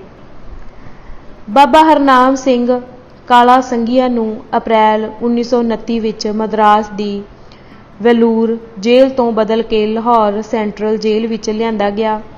ਜਦ ਉਹ ਦਿੱਲੀ ਪਹੁੰਚੇ ਤਾਂ ਉਹ ਨੇਮ ਮੁਤਾਬਕ ਗੁਰਦੁਆਰਾ ਸ਼ੀਸ਼ਗੰਜ ਸਾਹਿਬ ਵਿਖੇ ਮੱਥਾ ਟੇਕਣ ਗਏ। ਉੱਥੇ ਉਹਨਾਂ ਨੂੰ ਬਹੁਤ ਸਤਿਕਾਰ ਨਾਲ ਸਰੋਪਾ ਬਖਸ਼ਿਆ ਗਿਆ। ਫਿਰ ਜਦੋਂ ਉਹ 1935 ਵਿੱਚ ਰਿਹਾ ਹੋ ਕੇ ਆਪਣੇ ਪਿੰਡ ਪਹੁੰਚੇ ਤਾਂ ਨਗਰ ਵਾਸੀਆਂ ਨੇ ਆਪ ਜੀ ਨੂੰ ਸਰੋਪਾ ਦੇ ਕੇ ਸਨਮਾਨਿਤ ਕੀਤਾ। ਇਸ ਉਪਰੰਤ ਕਪੂਰਥਲਾ ਵਿਖੇ ਗਦਰ ਪਾਰਟੀ ਤੇ ਅਕਾਲੀ ਦਲ ਨੇ ਬਾਬਾ ਜੀ ਦਾ ਸਾਂਝੇ ਤੌਰ ਤੇ ਸਨਮਾਨ ਕਰਦੇ ਹੋਏ ਉਹਨਾਂ ਨੂੰ ਦਸਤਾਰ ਤੇ ਕਿਰਪਾਨ ਭੇਟ ਕੀਤੀ। ਜਦ ਬਾਬਾ ਹਰਨਾਮ ਸਿੰਘ ਕੋਟਲਾ ਨੌਧ ਸਿੰਘ ਕਾਲਾ ਸੰਘੀਆ ਬਾਬਾ ਹਰਨਾਮ ਸਿੰਘ ਜੀ ਨੂੰ ਮਿਲਣ ਉਹਨਾਂ ਦੇ ਘਰ ਪਧਾਰੇ ਤਾਂ ਉਹਨਾਂ ਵੀ ਬਾਬਾ ਜੀ ਦੇ ਸਨਮਾਨ ਹਿੱਤ ਇੱਕ ਕਿਰਪਾਨ, ਇੱਕ ਦਸਤਾਰ ਤੇ 100 ਰੁਪਏ ਨਗਦ ਭੇਟ ਕੀਤੇ। ਅਗਲੇ ਸਾਲ 1936 ਵਿੱਚ ਗਦਰ ਪਾਰਟੀ ਨੇ ਬਾਬਾ ਜੀ ਨੂੰ ਅੰਮ੍ਰਿਤਸਰ ਵਿਖੇ ਬੁਲਾ ਕੇ ਸਨਮਾਨਿਤ ਕੀਤਾ। ਉਹਨਾਂ ਨੂੰ ਇੱਕ ਕਿਰਪਾਨ ਤੇ ਦਸਤਾਰ ਭੇਟ ਕੀਤੀ ਗਈ। ਸਨਮਾਨ ਕਰਨ ਵੇਲੇ ਬਾਬਾ ਸੋਹਣ ਸਿੰਘ ਭਕਨਾ, ਸ਼ੇਰ ਸਿੰਘ ਵੇਈਪੋਈ, ਬਾਬਾ ਜਵਾਲਾ ਸਿੰਘ ਠੱਠੀਆ, ਹਰਨਾਮ ਸਿੰਘ ਕੋਟਲਾ, ਬਾਬਾ ਵਿਸਾਖਾ ਸਿੰਘ ਆਦਿ ਗਦਰੀ ਬਾਬੇ ਮੌਜੂਦ ਸਨ। 1937 ਵਿੱਚ ਬਾਬਾ ਹਰਨਾਮ ਸਿੰਘ ਜੀ ਨੂੰ ਕੇਸਗੜ੍ਹ ਸ਼੍ਰੀ ਅਨੰਦਪੁਰ ਸਾਹਿਬ ਵਿਖੇ ਸਤਿਕਾਰ ਸਾਹਿਤ ਕਿਰਪਾਨ ਭੇਟ ਕੀਤੀ ਗਈ।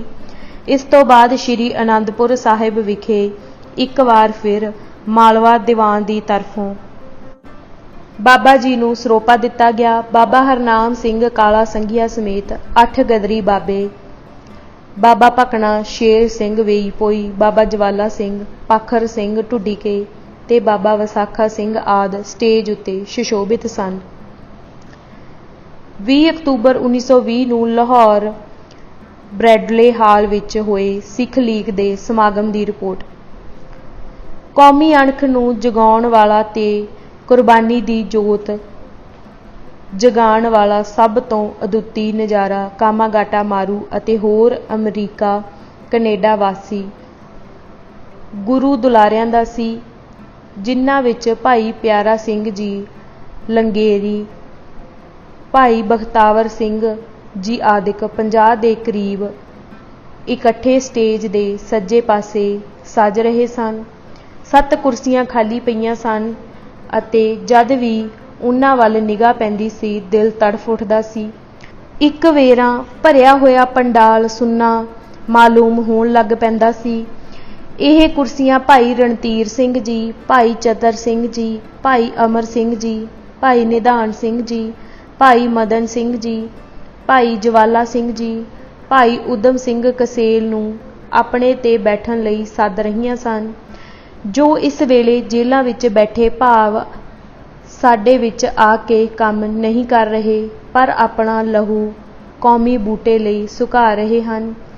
ਇਸ ਮੌਕੇ ਸਰਦਾਰ ਹਰਚੰਦ ਸਿੰਘ ਜੀ ਨੇ ਕਾਮਾਗਾਟਾ ਮਾਰੂ ਦੇ ਮੁਸਾਫਰਾਂ ਅਤੇ ਕੈਨੇਡਾ ਵਾਸੀ ਉਹਨਾਂ ਸਿੱਖ ਵੀਰਾਂ ਦੇ ਦਰਸ਼ਨ ਕਰਾਏ, ਜਿਨ੍ਹਾਂ ਨੇ ਕੌਮ ਤੇ ਮੁਲਕ ਦੀ ਖਾਤਰ ਅਸਹਿ ਕਸ਼ਟ ਸਹੇ, ਘਰ ਘਾਟ ਗਵਾਏ, ਕੈਦਾਂ ਕੱਟੀਆਂ ਤੇ ਆਪਣੀ ਕੁਰਬਾਨੀ ਨਾਲ ਮੁਲਕ ਵਿੱਚ ਇੱਕ ਜੀਵਨ ਪੈਦਾ ਕਰ ਦਿੱਤਾ। ਇਹਨਾਂ ਵੀਰਾਂ ਅਤੇ ਕੁਰਬਾਨੀ ਦੀਆਂ ਪੁਤਲਿਆਂ ਨੂੰ ਸਟੇਜ ਤੇ ਖੜਾ ਕਰਕੇ ਸਰਦਾਰ ਜੀ ਨੇ ਆਖਿਆ, ਭਰਾਵੋ, ਇਹਨਾਂ ਵੀਰਾਂ ਨੇ ਉਸ ਵੇਲੇ ਅੰਗਰੇਜ਼ੀ ਨਿਆਂ ਦਾ ਪਾਜ ਖੋਲ੍ਹਿਆ ਜਿਸ ਵੇਲੇ ਹਿੰਦ ਵਿੱਚ ਅੱਜ ਵਰਗੀ ਜਾਗ ਨਹੀਂ ਸੀ। ਇਹਨਾਂ ਨੇ ਕਾਨੂੰਨ ਅਨੁਸਾਰ ਕੈਨੇਡਾ ਵਿੱਚ ਜਹਾਜ਼ ਖੜਿਆ ਅਤੇ ਸਮੁੰਦਰਾਂ ਵਿੱਚ ਕਈ ਦਿਨ ਧੱਕੇ ਖਾ ਖਾ ਕੇ ਖੱਜਲ ਹੁੰਦੇ ਰਹੇ। ਜਦੋਂ ਘਰ ਮੁੜ ਆਏ, ਅੱਗੋਂ ਗੋਲੀਆਂ ਦੇ ਮੀਂਹ ਨਾਲ ਇਹਨਾਂ ਦੀ ਆਜ਼ਾਦੀ ਦੀ ਪਿਆਸ ਬੁਝਾਈ ਗਈ। ਭਰਾਵੋ, ਸਾਡੇ ਵੱਡੇ ਲੀਡਰਾਂ ਉਸ ਵੇਲੇ ਕਿਹਾ, ਇਹ ਸਿੱਖ ਨਹੀਂ ਹਨ। ਕੀ ਇਹ ਸਿੱਖ ਨਹੀਂ ਹਨ? ਅਤੇ ਕੀ ਉਹ ਸਿੱਖ ਪੰਥ ਤੇ ਦੇਸ਼ ਖਾਤਰ ਸਦਕੇ ਹੋ ਜਾਣ ਵਾਲੇ ਸਿੱਖ ਨਹੀਂ ਹਨ? ਅਤੇ ਕੀ ਉਹ ਸਿੱਖ ਹਨ ਜਿਹੜੇ 2-4 ਮੁਰੱਬਿਆਂ ਦੀ ਖਾਤਰ ਭਰਾਵਾਂ ਦਾ ਗਲਾ ਕੱਟਦੇ ਹਨ? ਬਿਲਕੁਲ ਨਹੀਂ, ਇਹ ਤਾਂ ਸੱਚੇ ਸਿੱਖ ਹਨ। ਇਹ ਨਜ਼ਾਰਾ ਵੇਖ ਕੇ ਹਰੇਕ ਦਿਲ ਦਰਦ ਨਾਲ ਭਰ ਰਿਹਾ ਸੀ ਅਤੇ ਜਿਹੜੇ ਇਹਨਾਂ ਨੂੰ ਸਿੱਖ ਨਾ ਹੋਣ ਦੇ ਫਤਵੇ ਦੇਣ ਵਿੱਚ ਸ਼ਾਮਿਲ ਸਨ, ਉਹ ਸ਼ਰਮ ਨਾਲ ਪਾਣੀ ਹੋ ਰਹੇ ਸਨ।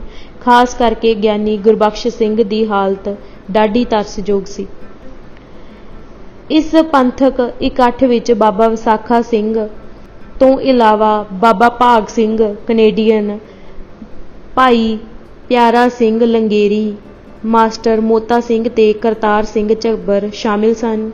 ਇਸ ਸਮਾਗਮ ਵਿੱਚ ਬਾਬਾ ਵਿਸਾਖਾ ਸਿੰਘ ਜੀ ਨੇ ਜੇਲ੍ਹਾਂ ਵਿੱਚ ਬੰਦ ਗਦਰੀਆਂ ਦੇ ਦੁਖੀ ਪਰਿਵਾਰਾਂ ਦੇ ਦੁੱਖੜੇ ਸੁਣੇ ਅਤੇ ਖਾਲਸਾ ਪੰਥ ਨੂੰ ਇਹਨਾਂ ਦੁਖੀ ਪਰਿਵਾਰਾਂ ਦੇ ਰੁਲ ਰਹੇ ਬਾਲ ਬੱਚਿਆਂ ਦੀ ਸਾਰ ਲੈਣ ਦੀ ਪ੍ਰੇਰਨਾ ਕੀਤੀ ਗਈ। ਬਾਬਾ ਜੀ ਦੀ ਅਪੀਲ ਦਾ ਹਾਜ਼ਰ ਸਿੱਖਾਂ ਦੇ ਹਿਰਦਿਆਂ ਉੱਪਰ ਬੜਾ ਹੀ ਗਹਿਰਾ ਅਸਰ ਹੋਇਆ।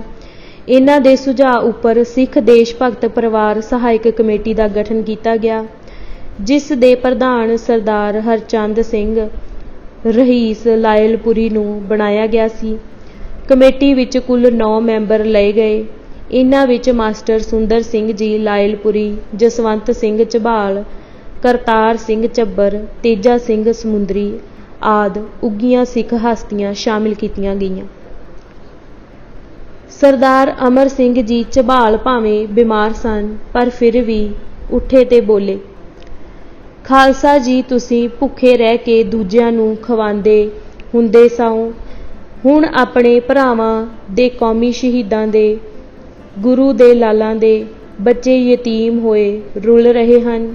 ਪਿਆਰੇ ਸਰਦਾਰ ਗੁਰਦਿੱਤ ਸਿੰਘ ਜੀ ਦਾ ਪੁੱਤਰ ਮੈਂ ਸੁਣਿਆ ਹੈ ਕਿ ਡੰਗਰ ਚਾਰ ਕੇ ਰੋਟੀ ਖਾਂਦਾ ਹੈ। ਇਹ ਸੁਣ ਕੇ ਸਭ ਦੇ ਅਥਰੂ ਫੁੱਟ ਪਏ। ਤੁਸੀਂ ਇਹਨਾਂ ਦੇ ਪ੍ਰਬੰਧ ਕੀਤੇ ਬਿਨਾਂ ਰੋਟੀ ਨਾ ਖਾਓ।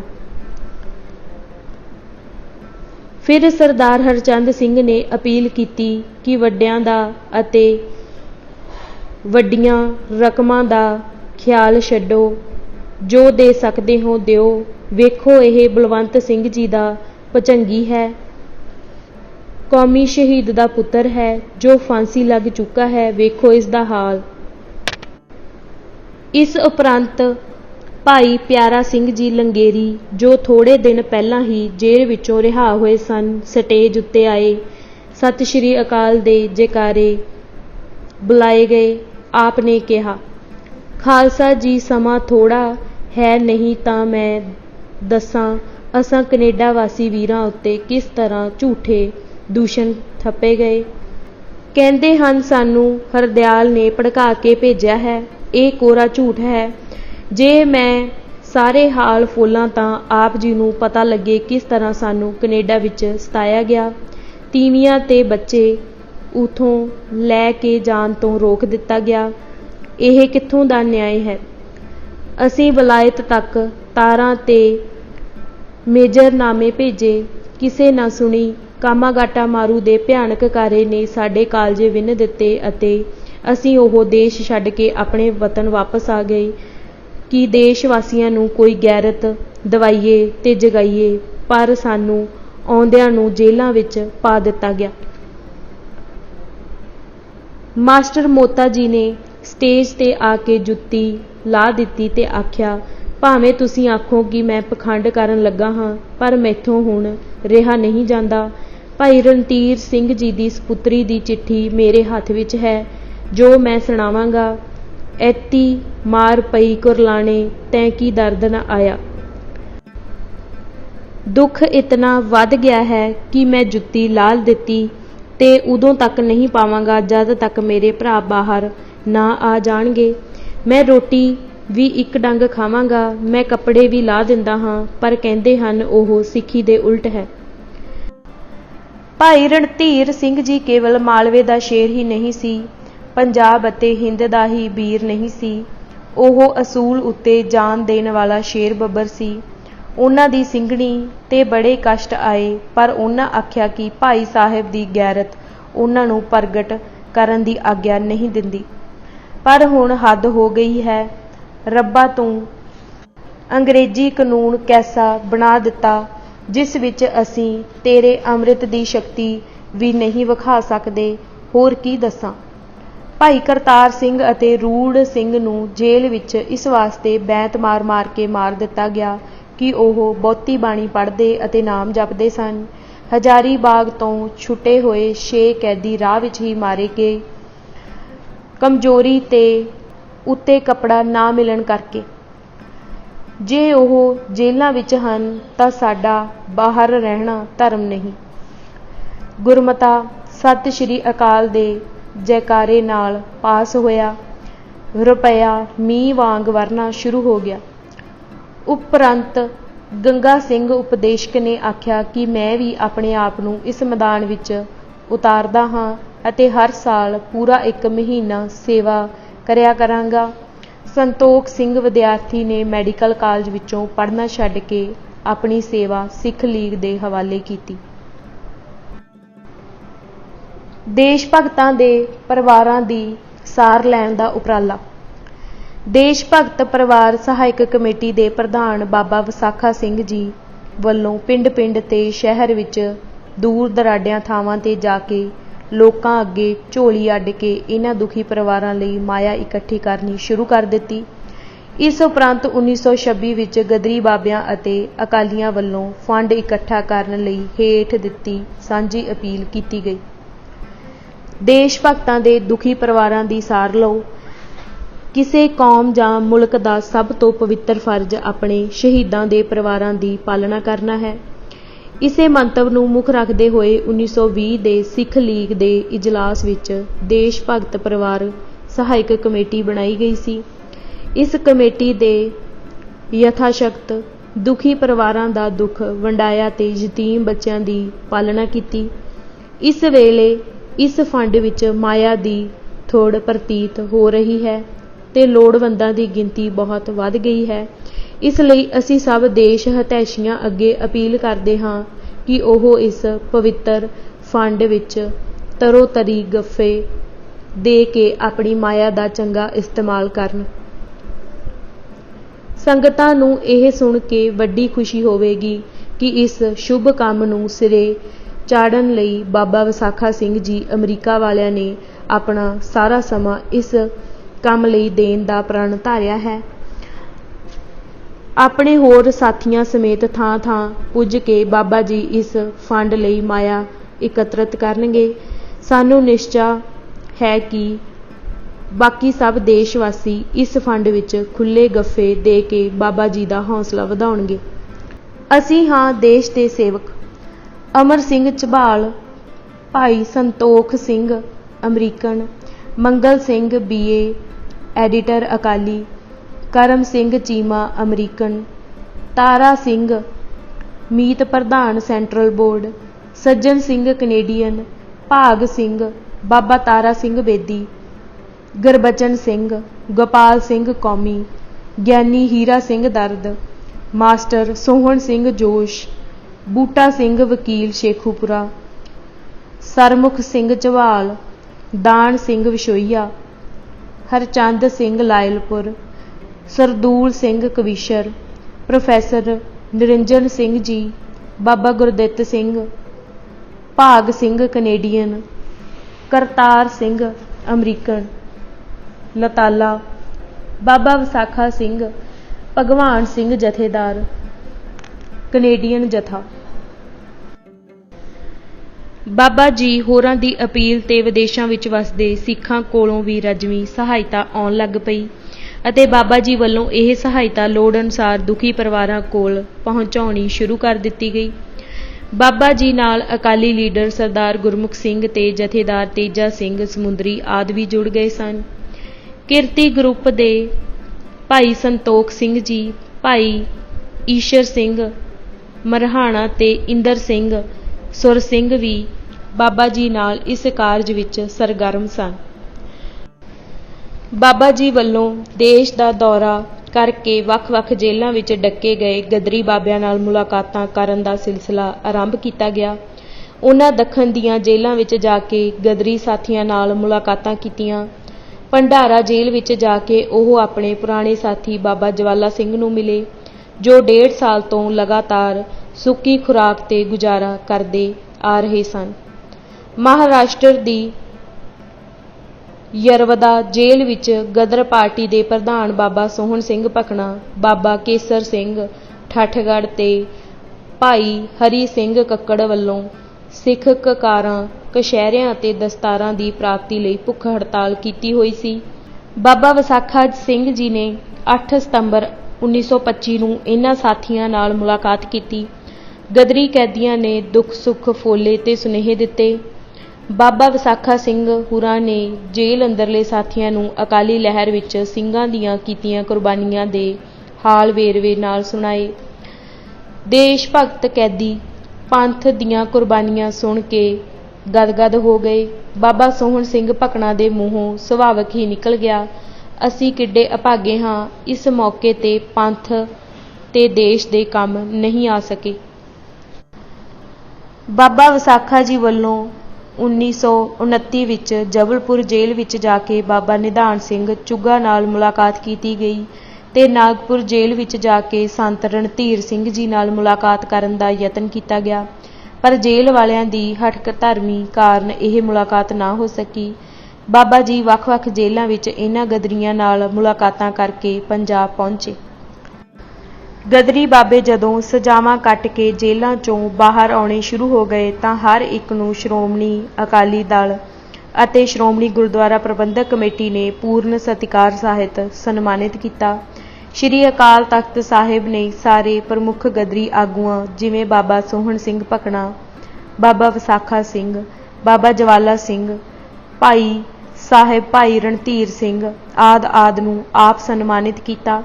ਬਾਬਾ ਵਿਸਾਖਾ ਜੀ ਤਾਂ ਸ਼੍ਰੀ ਅਕਾਲ ਤਖਤ ਸਾਹਿਬ ਦੇ ਜਥੇਦਾਰ ਥਾਪੇ ਗਏ। ਗਦਰ ਲਹਿਰ ਦੀ ਇਤਿਹਾਸਕਾਰੀ ਦਾ ਸੱਚ ਤੇ ਕੱਚ। ਇੱਕ ਲੰਮੀ ਤੇ ਖੁੱਲੀ ਗੱਲਬਾਤ। ਪਹਿਲਾ ਖੰਡ। ਪ੍ਰਸ਼ਨ, ਤੁਸੀਂ ਪਿਛਲੇ ਦਿਨੀ ਅਮਰੀਕਾ ਵਿੱਚ ਸਟਾਕਟਨ ਵਿਖੇ ਗਦਰ ਪਾਰਟੀ ਦੇ ਸ਼ਬਦਾਵਲੀ ਸਮਾਗਮਾਂ ਵਿੱਚ ਸ਼ਾਮਿਲ ਹੋਏ ਸੀ। ਆਮ ਦੇਖਣ ਵਿੱਚ ਆਉਂਦਾ ਹੈ ਕਿ ਅਜਿਹੇ ਸਮਾਗਮ ਬਹੁਤੇ ਸਾਰਥਿਕ ਨਹੀਂ ਹੋਇਆ ਕਰਦੇ, ਇਹ ਰਸਮ ਪੂਰਤੀ ਬਣ ਕੇ ਰਹਿ ਜਾਂਦੇ ਹਨ। ਸਟਾਕਟਨ ਵਿਖੇ ਹੋਏ ਸਮਾਗਮ ਬਾਰੇ ਤੁਹਾਡਾ ਸਮੁੱਚਾ ਪ੍ਰਭਾਵ ਜਾਇਜ਼ਾ ਕੀ ਹੈ? ਉੱਤਰ, ਮੈਂ ਵੀ ਪਹਿਲਾਂ ਇਸੇ ਤਰ੍ਹਾਂ ਸੋਚਦਾ ਸੀ, ਪਰ ਸਟਾਕਟਨ ਵਾਲੇ ਸਮਾਗਮਾਂ ਨੇ ਮੇਰੀ ਇਹ ਧਾਰਨਾ ਬਦਲ ਦਿੱਤੀ ਹੈ। ਇਹ ਸ਼ਬਦਾਵਲੀ ਸਮਾਗਮ ਸਟਾਕਟਨ ਦੇ ਇਤਿਹਾਸਿਕ ਗੁਰਦੁਆਰਾ ਸਾਹਿਬ ਦੀ ਪ੍ਰਬੰਧਕੀ ਕਮੇਟੀ ਵੱਲੋਂ ਜਥੇਬੰਦ ਕੀਤੇ ਗਏ ਸਨ। ਇਸ ਵਾਸਤੇ ਉਹਨਾਂ ਨੇ ਤਕਰੀਬਨ 1 ਸਾਲ ਪਹਿਲਾਂ ਠੋਸ ਵਿਚਾਰਾਂ ਕਰਨੀਆਂ ਸ਼ੁਰੂ ਕਰ ਦਿੱਤੀਆਂ ਸਨ। ਸਮਾਗਮਾਂ ਦੀ ਰੂਪ-ਰੇਖਾ ਉਲੀਕਣ ਵੇਲੇ ਸਭ ਤੋਂ ਅਹਿਮ ਗੱਲ ਇਹ ਹੋਈ ਕਿ ਉਹਨਾਂ ਨੇ ਬਣੀਆਂ ਬਣਾਈਆਂ ਧਾਰਨਾਵਾਂ ਉੱਤੇ ਟੇਕ ਰੱਖਣ ਦੀ ਥਾਵੇਂ ਇਤਿਹਾਸ ਦੀ ਆਪ ਡੂੰਘੀ ਖੋਜ ਕਰਨ ਦਾ ਕਾਰਜ ਮਿਥਿਆ। ਗੁਰਦੁਆਰਾ ਕਮੇਟੀ ਨੇ 1 ਸਾਲ ਪਹਿਲਾਂ ਹੀ ਬਕਾਇਦਾ ਮਤਾ ਪਾ ਕੇ ਇੱਕ ਵਿਦਵਾਨ ਡਾਕਟਰ ਅਮਰੀਕ ਸਿੰਘ ਨੂੰ, ਜਿਹੜੇ ਕਈ ਸਾਲਾਂ ਤੋਂ ਸੈਕਰਾਮੈਂਟੋ ਵਿਖੇ ਯੂਨੀਵਰਸਿਟੀ ਵਿੱਚ ਪੜ੍ਹਾ ਰਹੇ ਹਨ, ਇਤਿਹਾਸ ਦੀ ਖੋਜ ਦਾ ਇਹ ਉਚੇਚਾ ਕਾਰਜ ਸੌਂਪ ਦਿੱਤਾ ਸੀ। ਪ੍ਰਸ਼ਨ, ਪਰ ਇਤਿਹਾਸ ਦੀ ਨਵੇਂ ਸਿਰਿਓਂ ਖੋਜ ਕਰਨ ਦਾ ਇਹ ਖਿਆਲ ਕਿੱਥੋਂ ਆਇਆ? ਕਿਉਂਕਿ ਗਦਰ ਪਾਰਟੀ ਬਾਰੇ ਪਹਿਲਾਂ ਕਿੰਨੇ ਹੀ ਵਿਦਵਾਨਾਂ ਨੇ ਚੰਗੀ ਖਾਸੀ ਛਾਣਬੀਣ ਕਰਕੇ ਕਿੰਨੀਆਂ ਸਾਰੀਆਂ ਕਿਤਾਬਾਂ ਲਿਖੀਆਂ ਹਨ, ਫਿਰ ਨਵੀਂ ਖੋਜ ਕਰਨ ਦੀ ਲੋੜ ਕਿਉਂ ਮਹਿਸੂਸ ਹੋਈ? ਉੱਤਰ, ਅਸਲ ਗੱਲ ਇਹ ਹੈ ਕਿ ਗਦਰ ਪਾਰਟੀ ਦਾ ਹੁਣ ਤੱਕ ਜੋ ਵੀ ਇਤਿਹਾਸ ਲਿਖਿਆ ਗਿਆ ਹੈ ਉਹ ਇੱਕ ਵਿਸ਼ੇਸ਼ ਦ੍ਰਿਸ਼ਟੀਕੋਣ ਤੋਂ ਲਿਖਿਆ ਗਿਆ ਹੈ। ਇਸ ਦ੍ਰਿਸ਼ਟੀਕੋਣ ਦੀ ਖਾਸ ਗੱਲ ਇਹ ਹੈ ਕਿ ਇਸ ਵਿੱਚ ਧਰਮ ਦੇ ਪੱਖ ਨੂੰ ਨਾ ਸਿਰਫ ਕੋਈ ਅਹਿਮੀਅਤ ਨਹੀਂ ਦਿੱਤੀ ਜਾਂਦੀ, ਸਗੋਂ ਧਰਮ ਬਾਰੇ ਰੁੱਖਾ ਨਾ ਪੱਖੀ ਵਤੀਰਾ ਅਪਣਾਇਆ ਜਾਂਦਾ ਹੈ। ਧਰਮ ਨੂੰ ਆਮ ਅਰਥਾਂ ਵਿੱਚ ਬਹੁਤਾ ਚੰਗਾ ਨਹੀਂ ਸਮਝਿਆ ਜਾਂਦਾ। ਇਸ ਨੂੰ ਪਿਛਲੇ ਜ਼ਮਾਨੇ ਦੀ ਰਹਿੰਦ ਖੂੰਹਦ ਅਤੇ ਤਰੱਕੀ ਦੀ ਧਾਰਨਾ ਦਾ ਵਿਰੋਧੀ ਤੇ ਪਿਛਾਖੜੀ ਤੱਤ ਸਮਝਿਆ ਜਾਂਦਾ ਹੈ। ਇਸ ਕਰਕੇ ਅਜਿਹੇ ਦ੍ਰਿਸ਼ਟੀਕੋਣ ਤੋਂ ਲਿਖੇ ਗਏ ਗਦਰ ਪਾਰਟੀ ਦੇ ਇਤਿਹਾਸ ਵਿੱਚ ਗਦਰੀਆਂ ਨੂੰ ਧਰਮ ਤੋਂ ਮੁਕਤ ਜਾਂ ਨਿਰਲੇਪ ਦਿਖਾਉਣ ਦੇ ਯਤਨ ਕੀਤੇ ਗਏ ਹਨ। ਇਸ ਸੱਚਾਈ ਉੱਤੇ ਜਾਣਬੁੱਝ ਕੇ ਪਰਦਾ ਪਾਉਣ ਦੇ ਯਤਨ ਕੀਤੇ ਗਏ ਹਨ ਕਿ ਗਦਰੀ ਯੋਧਿਆਂ ਦੀ ਵੱਡੀ ਬਹੁ ਗਿਣਤੀ ਸਿੱਖ ਧਰਮ ਤੋਂ ਗੂੜ੍ਹੀ ਤਰ੍ਹਾਂ ਪ੍ਰੇਰਿਤ ਸੀ। ਉਹਨਾਂ ਦਾ ਹਰ ਖਿਆਲ ਤੇ ਕਰਮ ਸਿੱਖ ਸਿਧਾਂਤਾਂ ਦੇ ਅਨੁਸਾਰੀ ਸੀ। ਲਗਭਗ ਅੱਧੀ ਸਦੀ ਤੱਕ ਅਕਾਦਮਿਕ ਤੇ ਆਮ ਜਨਤਕ ਜੀਵਨ ਅੰਦਰ ਇਸ ਇਤਿਹਾਸ ਦੀ ਕਿੰਤੂ ਰਹਿਤ ਮਾਨਤਾ ਬਣੀ ਰਹੀ। ਗੈਰ ਸਿੱਖ ਵਰਗਾਂ ਨੂੰ ਤਾਂ ਗਦਰ ਲਹਿਰ ਦੀ ਅਜਿਹੀ ਪੇਸ਼ਕਾਰੀ ਚੰਗੀ ਲੱਗਣੀ ਹੀ ਸੀ। ਲੋੜਾ ਇਹ ਵੱਜਿਆ ਕਿ ਸਿੱਖ ਪੰਥ ਦੇ ਵੱਡੇ ਵਰਗ ਨੇ ਵੀ ਇਸ ਸਿੱਖ ਦੋਖੀ ਇਤਿਹਾਸ ਦਾ ਦੁਸ਼ਪ੍ਰਭਾਵ ਗ੍ਰਹਿਣ ਕਰ ਲਿਆ ਹੈ। ਅਜਿਹਾ ਹੋਣਾ ਸੁਭਾਵਿਕ ਹੈ। ਇਸ ਦੁਸ਼ਪ੍ਰਭਾਵ ਦਾ ਹੀ ਸਿੱਟਾ ਹੈ ਕਿ ਸਿੱਖਾਂ ਦੇ ਕੁਝ ਵਰਗਾਂ ਅੰਦਰ ਗਦਰੀ ਬਾਬਿਆਂ ਨੂੰ ਨਾਸਤਿਕ ਜਾਂ ਕਮਿਊਨਿਸਟ ਸਮਝ ਕੇ ਉਨ੍ਹਾਂ ਪ੍ਰਤੀ ਹਲਕੀ ਜਿਹੀ ਬੇਗਾਨਗੀ ਦੇ ਭਾਵ ਪੈਦਾ ਹੋ ਗਏ ਹਨ। ਇਸ ਦਾ ਪ੍ਰਗਟਾਵਾ ਉਦੋਂ ਹੋਇਆ ਜਦੋਂ ਅਮਰੀਕਾ ਅੰਦਰਲੇ ਕੁਝ ਸਿੱਖ ਅਨਸਰਾਂ ਨੇ ਗਦਰੀ ਪਾਰਟੀ ਦੀ ਸ਼ਬਦਾਵਲੀ ਮਨਾਉਣ ਦੇ ਵਿਚਾਰ ਦਾ ਬਹੁਤੀ ਗਰਮਜੋਸ਼ੀ ਨਾਲ ਸਵਾਗਤ ਨਾ ਕੀਤਾ। ਉਹਨਾਂ ਨੂੰ ਸਟਾਕਟਨ ਦੇ ਗੁਰਦੁਆਰਾ ਸਾਹਿਬ ਦੀ ਸ਼ਤਾਬਦੀ ਮਨਾਉਣ ਦਾ ਖਿਆਲ ਵੀ ਵੱਧ ਖਿੱਚ ਪਾਉਂਦਾ ਸੀ, ਪਰ ਹੌਲੀ-ਹੌਲੀ ਜਦੋਂ ਅਸਲੀ ਤੱਥ ਸਾਹਮਣੇ ਆਉਣ ਲੱਗੇ ਤਾਂ ਉਹਨਾਂ ਦਾ ਰਵੱਈਆ ਇੱਕਦਮ ਬਦਲ ਗਿਆ। ਇਹ ਸਾਰਾ ਅਮਲ ਬਹੁਤ ਹੀ ਸਿੱਖਿਆਦਾਇਕ ਹੈ ਕਿ ਇਤਿਹਾਸ ਲੋਕਾਂ ਦੇ ਮਨਾਂ ਨੂੰ ਕਿਸ ਤਰ੍ਹਾਂ ਦੂਸ਼ਿਤ ਕਰ ਦਿੰਦਾ ਹੈ। ਇਸ ਪੱਖੋਂ ਦੇਖਿਆ ਪਿਛਲੇ ਕੁਝ ਅਰਸੇ ਤੋਂ ਸਿੱਖ ਵਿਦਵਾਨਾਂ ਅੰਦਰ ਗਦਰ ਲਹਿਰ ਦੇ ਹੁਣ ਤੱਕ ਲਿਖੇ ਗਏ ਇਤਿਹਾਸ ਨੂੰ ਪੜਚੋਲਵੀਂ ਨਜ਼ਰ ਨਾਲ ਵੇਖਣ ਦਾ ਸੁਲੱਖਣਾ ਰੁਝਾਨ ਪੈਦਾ ਹੋਇਆ ਹੈ। ਅਮਰੀਕਾ ਤੋਂ ਛਪਦੇ ਹਫ਼ਤਾਵਾਰੀ ਅਖਬਾਰ ਅੰਮ੍ਰਿਤਸਰ ਟਾਈਮਜ਼ ਵਿੱਚ ਪਿਛਲੇ 2 ਕੁ ਸਾਲਾਂ ਦੌਰਾਨ ਇਸ ਦਿਸ਼ਾ ਵਿੱਚ ਕੁਝ ਲਾਭਕਾਰੀ ਲਿਖਤਾਂ ਛਪਦੀਆਂ ਰਹੀਆਂ ਹਨ। ਖਾਸ ਕਰਕੇ ਰਜਿੰਦਰ ਉਰਫ ਰਾਜਵਿੰਦਰ ਸਿੰਘ ਰਾਹੀ ਨੇ ਇਸ ਇਤਿਹਾਸ ਦੀ ਗਹਿਰੀ ਤੇ ਸਿਲਸਿਲੇਬੱਧ ਪੁਣ-ਛਾਣ ਕਰਕੇ ਇਸ ਵਿਚਲੇ ਗੰਭੀਰ ਦੋਸ਼ਾਂ ਨੂੰ ਉਜਾਗਰ ਕੀਤਾ ਹੈ। ਇਸ ਸਿਲਸਿਲੇ ਵਿੱਚ ਉਸ ਦੀਆਂ ਲਿਖਤਾਂ ਅੰਮ੍ਰਿਤਸਰ ਟਾਈਮਜ਼ ਵਿੱਚ ਲਗਾਤਾਰ ਸਾਲ ਭਰ ਛਪਦੀਆਂ ਰਹੀਆਂ। ਇਹਨਾਂ ਲਿਖਤਾਂ ਦੇ ਪ੍ਰਭਾਵ ਸਦਕਾ ਹੀ ਸਟਾਕਟਨ ਦੇ ਗੁਰਦੁਆਰਾ ਸਾਹਿਬ ਦੇ ਪ੍ਰਬੰਧਕਾਂ ਦੇ ਮਨਾਂ ਅੰਦਰ ਗਦਰ ਪਾਰਟੀ ਬਾਰੇ ਨਵੇਂ ਸਿਰਿਓਂ ਖੋਜ ਕਰਨ ਅਤੇ ਇਸ ਨੂੰ ਲੋਕਾਂ ਸਾਹਮਣੇ ਸਿਲਸਿਲੇਬੱਧ ਰੂਪ ਵਿੱਚ ਪੇਸ਼ ਕਰਨ ਦਾ ਵਿਚਾਰ ਪੈਦਾ ਹੋਇਆ। ਤਸੱਲੀ ਵਾਲੀ ਗੱਲ ਇਹ ਹੈ ਕਿ ਉਹਨਾਂ ਨੇ ਇਸ ਕਾਰਜ ਨੂੰ ਪੂਰੀ ਗੰਭੀਰਤਾ ਨਾਲ ਹੱਥ ਪਾਇਆ ਅਤੇ ਸੁਚੱਜੇ ਢੰਗ ਨਾਲ ਨੇਪਰੇ ਚੜ੍ਹਾਇਆ। ਡਾਕਟਰ ਅਮਰੀਕ ਸਿੰਘ ਨੇ ਸਾਲ ਭਰ ਕਰੜੀ ਮਿਹਨਤ ਕਰਕੇ ਆਪਣੇ ਜਿੰਮੇ ਲੱਗਿਆ ਕਾਰਜ ਪੂਰੀ ਲਗਨ ਤੇ ਸਾਧਨਾ ਨਾਲ ਪੂਰਾ ਕੀਤਾ। ਉਹਨਾਂ ਨੇ ਗਦਰ ਪਾਰਟੀ ਬਾਰੇ ਭਰਵੇਂ ਰੂਪ ਵਿੱਚ ਤੱਥ ਸਮੱਗਰੀ ਇਕੱਠੀ ਕੀਤੀ ਅਤੇ ਡਾਕਟਰ ਜਸਬੀਰ ਸਿੰਘ ਮਾਨ, ਜਿਹੜੇ ਚੰਗੇ ਸਰਜਨ ਹੋਣ ਦੇ ਨਾਲ-ਨਾਲ ਸੁਲਝੇ ਹੋਏ ਵਿਦਵਾਨ ਵੀ ਹਨ, ਦੇ ਸਹਿਯੋਗ ਨਾਲ ਇਹ ਸਾਰੀ ਸਮੱਗਰੀ ਉਹਨਾਂ ਸਾਰਿਆਂ ਵਿਦਵਾਨਾਂ ਨਾਲ ਸਾਂਝੀ ਕੀਤੀ ਜਿਨ੍ਹਾਂ ਨੂੰ ਵਿਚਾਰ ਸੰਮੇਲਨਾਂ ਵਿੱਚ ਸ਼ਾਮਿਲ ਹੋਣ ਲਈ ਬੁਲਾਇਆ ਗਿਆ ਸੀ। ਚੰਗੇ ਭਾਗਾਂ ਨੂੰ ਇਸ ਖੋਜ ਦੌਰਾਨ ਸਟਾਕਟਨ ਦੇ ਗੁਰਦੁਆਰਾ ਸਾਹਿਬ ਦਾ ਕਾਰਵਾਈ ਰਜਿਸਟਰ ਸਹੀ ਸਲਾਮਤ ਅਵਸਥਾ ਵਿੱਚ ਪਾਇਆ ਗਿਆ। ਇਸ ਰਜਿਸਟਰ ਵਿੱਚ ਗੁਰਦੁਆਰੇ ਦੀ ਸਥਾਪਨਾ ਤੋਂ ਲੈ ਕੇ ਪ੍ਰਬੰਧਕ ਕਮੇਟੀ ਦੀਆਂ ਮੀਟਿੰਗਾਂ ਤੇ ਮਤਿਆਂ ਦਾ ਪੂਰਾ ਵੇਰਵਾ ਦਰਜ ਹੈ। ਇਸ ਨਾਲ ਇਤਿਹਾਸਿਕ ਤੱਥਾਂ ਵਿੱਚ ਕੀਤੀ ਗਈ ਤੋੜ ਮਰੋੜ ਨੂੰ ਦਰੁਸਤ ਕਰਨਾ ਸੰਭਵ ਤੇ ਸੁਖਾਲਾ ਹੋ ਸਕੇਗਾ। ਪ੍ਰਸ਼ਨ: ਤੁਸੀਂ ਸਟਾਕਟਨ ਵਿਖੇ ਹੋਈਆਂ ਕਾਨਫਰੰਸਾਂ ਦੀ ਗੱਲ ਕੀਤੀ ਹੈ। ਇਹਨਾਂ ਕਾਨਫਰੰਸਾਂ ਦੀ ਰੂਪ ਰੇਖਾ ਕਿਹੋ ਜਿਹੀ ਸੀ? ਇਹਨਾਂ ਦਾ ਮੁੱਖ ਥੀਮ ਕੀ ਸੀ? ਉੱਤਰ: ਪ੍ਰਬੰਧਕਾਂ ਨੇ ਕਾਨਫਰੰਸਾਂ ਨੂੰ 2 ਭਾਗਾਂ ਵਿੱਚ ਵੰਡਿਆ। ਪਹਿਲੀ ਕਾਨਫਰੰਸ 22 ਸਤੰਬਰ ਨੂੰ ਯੂਨੀਵਰਸਿਟੀ ਆਫ ਦੀ ਪੈਸੀਫਿਕ ਵਿਖੇ ਕਰਵਾਈ ਗਈ, ਜਿਸ ਨੂੰ ਵੈਸਟਰਨ ਪਰਸਪੈਕਟਿਵ ਕਾਨਫਰੰਸ ਦਾ ਨਾਮ ਦਿੱਤਾ ਗਿਆ। ਇਸ ਵਿੱਚ ਜ਼ਿਆਦਾਤਰ ਅਮਰੀਕਾ ਤੇ ਕੈਨੇਡਾ ਵਿੱਚ ਕੰਮ ਕਰਦੇ ਵਿਦਵਾਨਾਂ ਨੂੰ ਸੱਦਿਆ ਗਿਆ ਸੀ। ਕੁਝ ਗੋਰੇ ਵਿਦਵਾਨਾਂ ਜਿਨ੍ਹਾਂ ਨੇ ਸਿੱਖਾਂ ਬਾਰੇ ਅਤੇ ਜਾਂ ਗਦਰ ਪਾਰਟੀ ਬਾਰੇ ਖੋਜ ਭਰਪੂਰ ਕੰਮ ਕੀਤਾ ਹੈ ਨੂੰ ਉਚੇਚਾ ਬੁਲਾਇਆ ਗਿਆ। ਇਸ ਕਰਕੇ ਇਸ ਕਾਨਫਰੰਸ ਦੀ ਕਾਰਵਾਈ ਅੰਗਰੇਜ਼ੀ ਭਾਸ਼ਾ ਵਿੱਚ ਹੀ ਚੱਲੀ। ਦੂਜੀ ਕਾਨਫਰੰਸ 30 ਸਤੰਬਰ ਨੂੰ ਉਸੇ ਯੂਨੀਵਰਸਿਟੀ ਅੰਦਰ ਕੀਤੀ ਗਈ, ਜਿਸ ਨੂੰ ਈਸਟਰਨ ਪ੍ਰੋਸਪੈਕਟਿਵ ਦਾ ਨਾਂ ਦਿੱਤਾ ਗਿਆ। ਇਸ ਵਿੱਚ ਜ਼ਿਆਦਾਤਰ ਪੰਜਾਬ ਦੇ ਵਿਦਵਾਨਾਂ ਨੇ ਹਿੱਸਾ ਲਿਆ ਅਤੇ ਸਾਰੀ ਕਾਰਵਾਈ ਪੰਜਾਬੀ ਵਿੱਚ ਚੱਲੀ। ਦੋਵਾਂ ਕਾਨਫਰੰਸਾਂ ਦਾ ਵਿਸ਼ਾ ਲਗਭਗ ਇੱਕੋ ਜਿਹਾ ਹੀ ਸੀ। ਅਮਰੀਕੀ ਮਹਾਂਦੀਪ ਅੰਦਰ ਸਿੱਖਾਂ ਦੇ ਆਵਾਸ ਦੇ ਸਿਲਸਿਲੇ ਨਾਲ ਜੋੜ ਕੇ ਗਦਰ ਪਾਰਟੀ ਦੇ ਜਨਮ ਤੇ ਵਿਕਾਸ ਦੇ ਕਰਮ ਨੂੰ ਸਹੀ ਪ੍ਰਸੰਗ ਵਿੱਚ ਸਮਝਣ ਤੇ ਪੇਸ਼ ਕਰਨਾ। ਇਹਨਾਂ ਕਾਨਫਰੰਸਾਂ ਦੀ ਖਾਸ ਗੱਲ ਇਹ ਸੀ ਕਿ ਇਹਨਾਂ ਦਾ ਆਰੰਭ ਸਿੱਖ ਮਰਿਆਦਾ ਅਨੁਸਾਰ ਅਰਦਾਸ ਨਾਲ ਹੋਇਆ। ਅਰਦਾਸ ਵਿੱਚ ਖੱਬੇ ਪੱਖੀ ਵਿਦਵਾਨਾਂ ਵੱਲੋਂ ਗਦਰ ਪਾਰਟੀ ਦੇ ਇਤਿਹਾਸ ਨੂੰ ਵਿਗਾੜਨ ਦੇ ਵਰਤਾਰੇ ਦਾ ਉਚੇਚਾ ਜ਼ਿਕਰ ਕੀਤਾ ਗਿਆ ਅਤੇ ਵਾਹਿਗੁਰੂ ਅੱਗੇ ਸਿੱਖ ਵਿਦਵਾਨਾਂ ਉੱਤੇ ਰਹਿਮਤ ਕਰਨ ਅਤੇ ਉਹਨਾਂ ਨੂੰ ਸੱਚੇ ਇਤਿਹਾਸ ਦੀ ਖੋਜ ਕਰਨ ਦਾ ਬਲ ਬਖਸ਼ਣ ਦੀ ਦੁਆ ਕੀਤੀ ਗਈ। ਇਹ ਕਾਫੀ ਨਵੀਂ ਗੱਲ ਸੀ। ਅਜੋਕੇ ਇਤਿਹਾਸ ਅੰਦਰ ਪਹਿਲਾਂ ਅਜਿਹਾ ਕਦੇ ਸ਼ਾਹਿਦ ਹੀ ਹੋਇਆ ਹੋਵੇ। ਇਹਨਾਂ ਕਾਨਫਰੰਸਾਂ ਤੋਂ ਇਲਾਵਾ 23 ਸਤੰਬਰ ਨੂੰ ਸਟਾਕਟਨ ਦੇ ਇਤਿਹਾਸਿਕ ਗੁਰਦੁਆਰਾ ਸਾਹਿਬ ਅੰਦਰ ਗਦਰ ਪਾਰਟੀ ਬਾਰੇ ਮਿਊਜ਼ੀਅਮ ਦਾ ਉਦਘਾਟਨ ਕੀਤਾ ਗਿਆ। ਉਹ ਇਤਿਹਾਸਿਕ ਪ੍ਰੈਸ ਜਿਸ ਉੱਤੇ ਗਦਰ ਅਖਬਾਰ ਛਾਪਿਆ ਜਾਂਦਾ ਸੀ, ਦਰਸ਼ਕਾਂ ਦੀ ਖਿੱਚ ਦਾ ਵਿਸ਼ੇਸ਼ ਕੇਂਦਰ ਬਿੰਦੂ ਬਣੀ।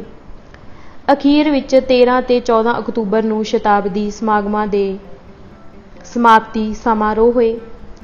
23 ਅਕਤੂਬਰ ਨੂੰ ਗੁਰਦੁਆਰੇ ਅੰਦਰ ਭਾਰੀ ਦੀਵਾਨ ਸਜਾਏ ਗਏ, ਜਿੱਥੇ ਅਮਰੀਕਾ ਅੰਦਰ ਸਿੱਖ ਕੌਮ ਦੀਆਂ ਨਾਮਵਰ ਹਸਤੀਆਂ ਨੇ ਸੰਗਤਾਂ ਨੂੰ ਸੰਬੋਧਨ ਕੀਤਾ। 14 ਅਕਤੂਬਰ ਨੂੰ ਸ਼ਹਿਰ ਅੰਦਰ ਬਹੁਤ ਹੀ ਵਿਸ਼ਾਲ ਤੇ ਪ੍ਰਭਾਵਸ਼ਾਲੀ ਨਗਰ ਕੀਰਤਨ ਸਜਾਇਆ ਗਿਆ। ਖਾਸ ਗੱਲ ਇਹ ਸੀ ਕਿ ਇਹਨਾਂ ਅੰਤਲੇ ਸਮਾਗਮਾਂ ਵਿੱਚ ਅਮਰੀਕੀ ਭਾਈਚਾਰੇ ਦੇ ਚੁਣੇ ਹੋਏ ਨੁਮਾਇੰਦਿਆਂ ਤੇ ਨਾਮਵਰ ਵਿਅਕਤੀਆਂ ਨੇ ਆਪਣੀ ਭਰਪੂਰ ਹਾਜ਼ਰੀ ਲਵਾਈ ਤੇ ਅਮਰੀਕਾ ਅੰਦਰ ਸਿੱਖ ਭਾਈਚਾਰੇ ਦੀਆਂ ਸ਼ਾਨਦਾਰ ਪ੍ਰਾਪਤੀਆਂ ਤੇ ਕੁਰਬਾਨੀਆਂ ਭਰੇ ਸੰਘਰਸ਼ਾਂ ਦੀ ਪੁਰਜ਼ੋਰ ਸ਼ਲਾਘਾ ਕੀਤੀ। ਕਾਨਫਰੰਸਾਂ ਅੰਦਰ ਹੋਈ ਚਰਚਾ ਦੌਰਾਨ ਗਦਰ ਲਹਿਰ ਦੇ ਲਿਖੇ ਗਏ ਇਤਿਹਾਸ ਨੂੰ ਦੋ ਪੱਖਾਂ ਤੋਂ ਦੋਸ਼ੀ ਗਰਦਾਨਿਆ ਗਿਆ। ਇੱਕ, ਇਸ ਇਤਿਹਾਸ ਅੰਦਰ ਕੁਝ ਅਜਿਹੇ ਵਿਅਕਤੀਆਂ ਨੂੰ ਨਾਇਕਾਂ ਵਜੋਂ ਉਭਾਰਿਆ ਗਿਆ ਜਿਨ੍ਹਾਂ ਦਾ ਲਹਿਰ ਵਿੱਚ ਰੋਲ ਜਾਂ ਤਾਂ ਬਹੁਤ ਹੀ ਨਿਗੂਣਾ ਸੀ ਜਾਂ ਗਲਤ ਕਿਸਮ ਦਾ ਸੀ। ਕਾਨਫਰੰਸਾਂ ਅੰਦਰ ਵਿਦਵਾਨਾਂ ਨੇ ਅਜਿਹੇ ਅਖੌਤੀ ਨਾਇਕਾਂ ਦੇ ਅਸਲੀ ਰੋਲ ਤੇ ਕਿਰਦਾਰ ਬਾਰੇ ਭਰਪੂਰ ਚਾਨਣਾ ਪਾਇਆ। ਮਿਸਾਲ ਵਜੋਂ ਇਤਿਹਾਸ ਅੰਦਰ ਲਾਲਾ ਹਰਦਿਆਲ ਨੂੰ ਗਦਰ ਲਹਿਰ ਦਾ ਮੋਢੀ ਤੇ ਰੂਹੇ ਰਵਾ ਪੇਸ਼ ਕੀਤਾ ਗਿਆ ਹੈ। ਉਸ ਨਾਲ ਬੜੀਆਂ ਕਥਾਵਾਂ ਜੋੜੀਆਂ ਗਈਆਂ ਹਨ। ਕਾਨਫਰੰਸਾਂ ਅੰਦਰ ਅਲੱਗ-ਅਲੱਗ ਬੁਲਾਰਿਆਂ ਵੱਲੋਂ ਇਸ ਝੂਠ ਦਾ ਠੋਸ ਤੱਥਾਂ ਨਾਲ ਪਰਦਾਫਾਸ਼ ਕੀਤਾ ਗਿਆ।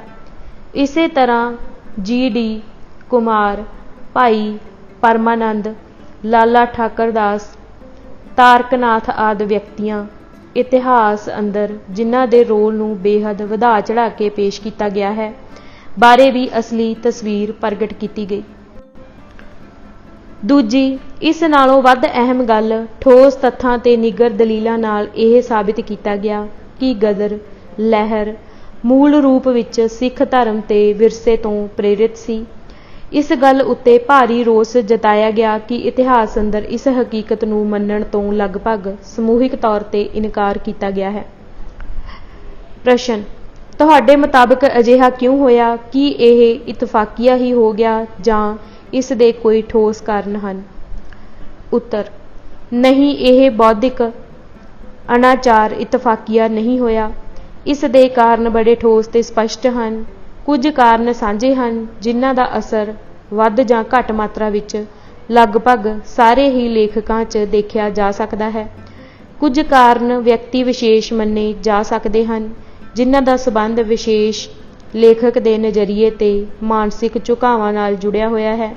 ਮਗਰਲੇ ਦੇ ਮੁਕਾਬਲੇ ਪਹਿਲੀ ਗੱਲ ਜ਼ਿਆਦਾ ਮਹੱਤਵਪੂਰਨ ਹੈ। ਇਸ ਦਾ ਸੰਬੰਧ ਇਤਿਹਾਸਕਾਰੀ ਨਾਲ ਹੈ।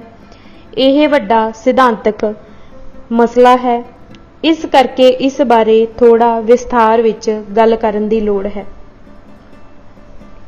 ਅੱਜ ਅਸੀਂ 85 ਪੰਨੇ ਪੜ੍ਹ ਚੁੱਕੇ ਹਾਂ। ਬਾਕੀ ਦੀ ਕਿਤਾਬ ਅਸੀਂ ਅਗਲੇ ਭਾਗ ਵਿੱਚ ਪੜ੍ਹਾਂਗੇ। ਵਾਹਿਗੁਰੂ ਜੀ ਕਾ ਖਾਲਸਾ, ਵਾਹਿਗੁਰੂ ਜੀ ਕੀ ਫਤਿਹ।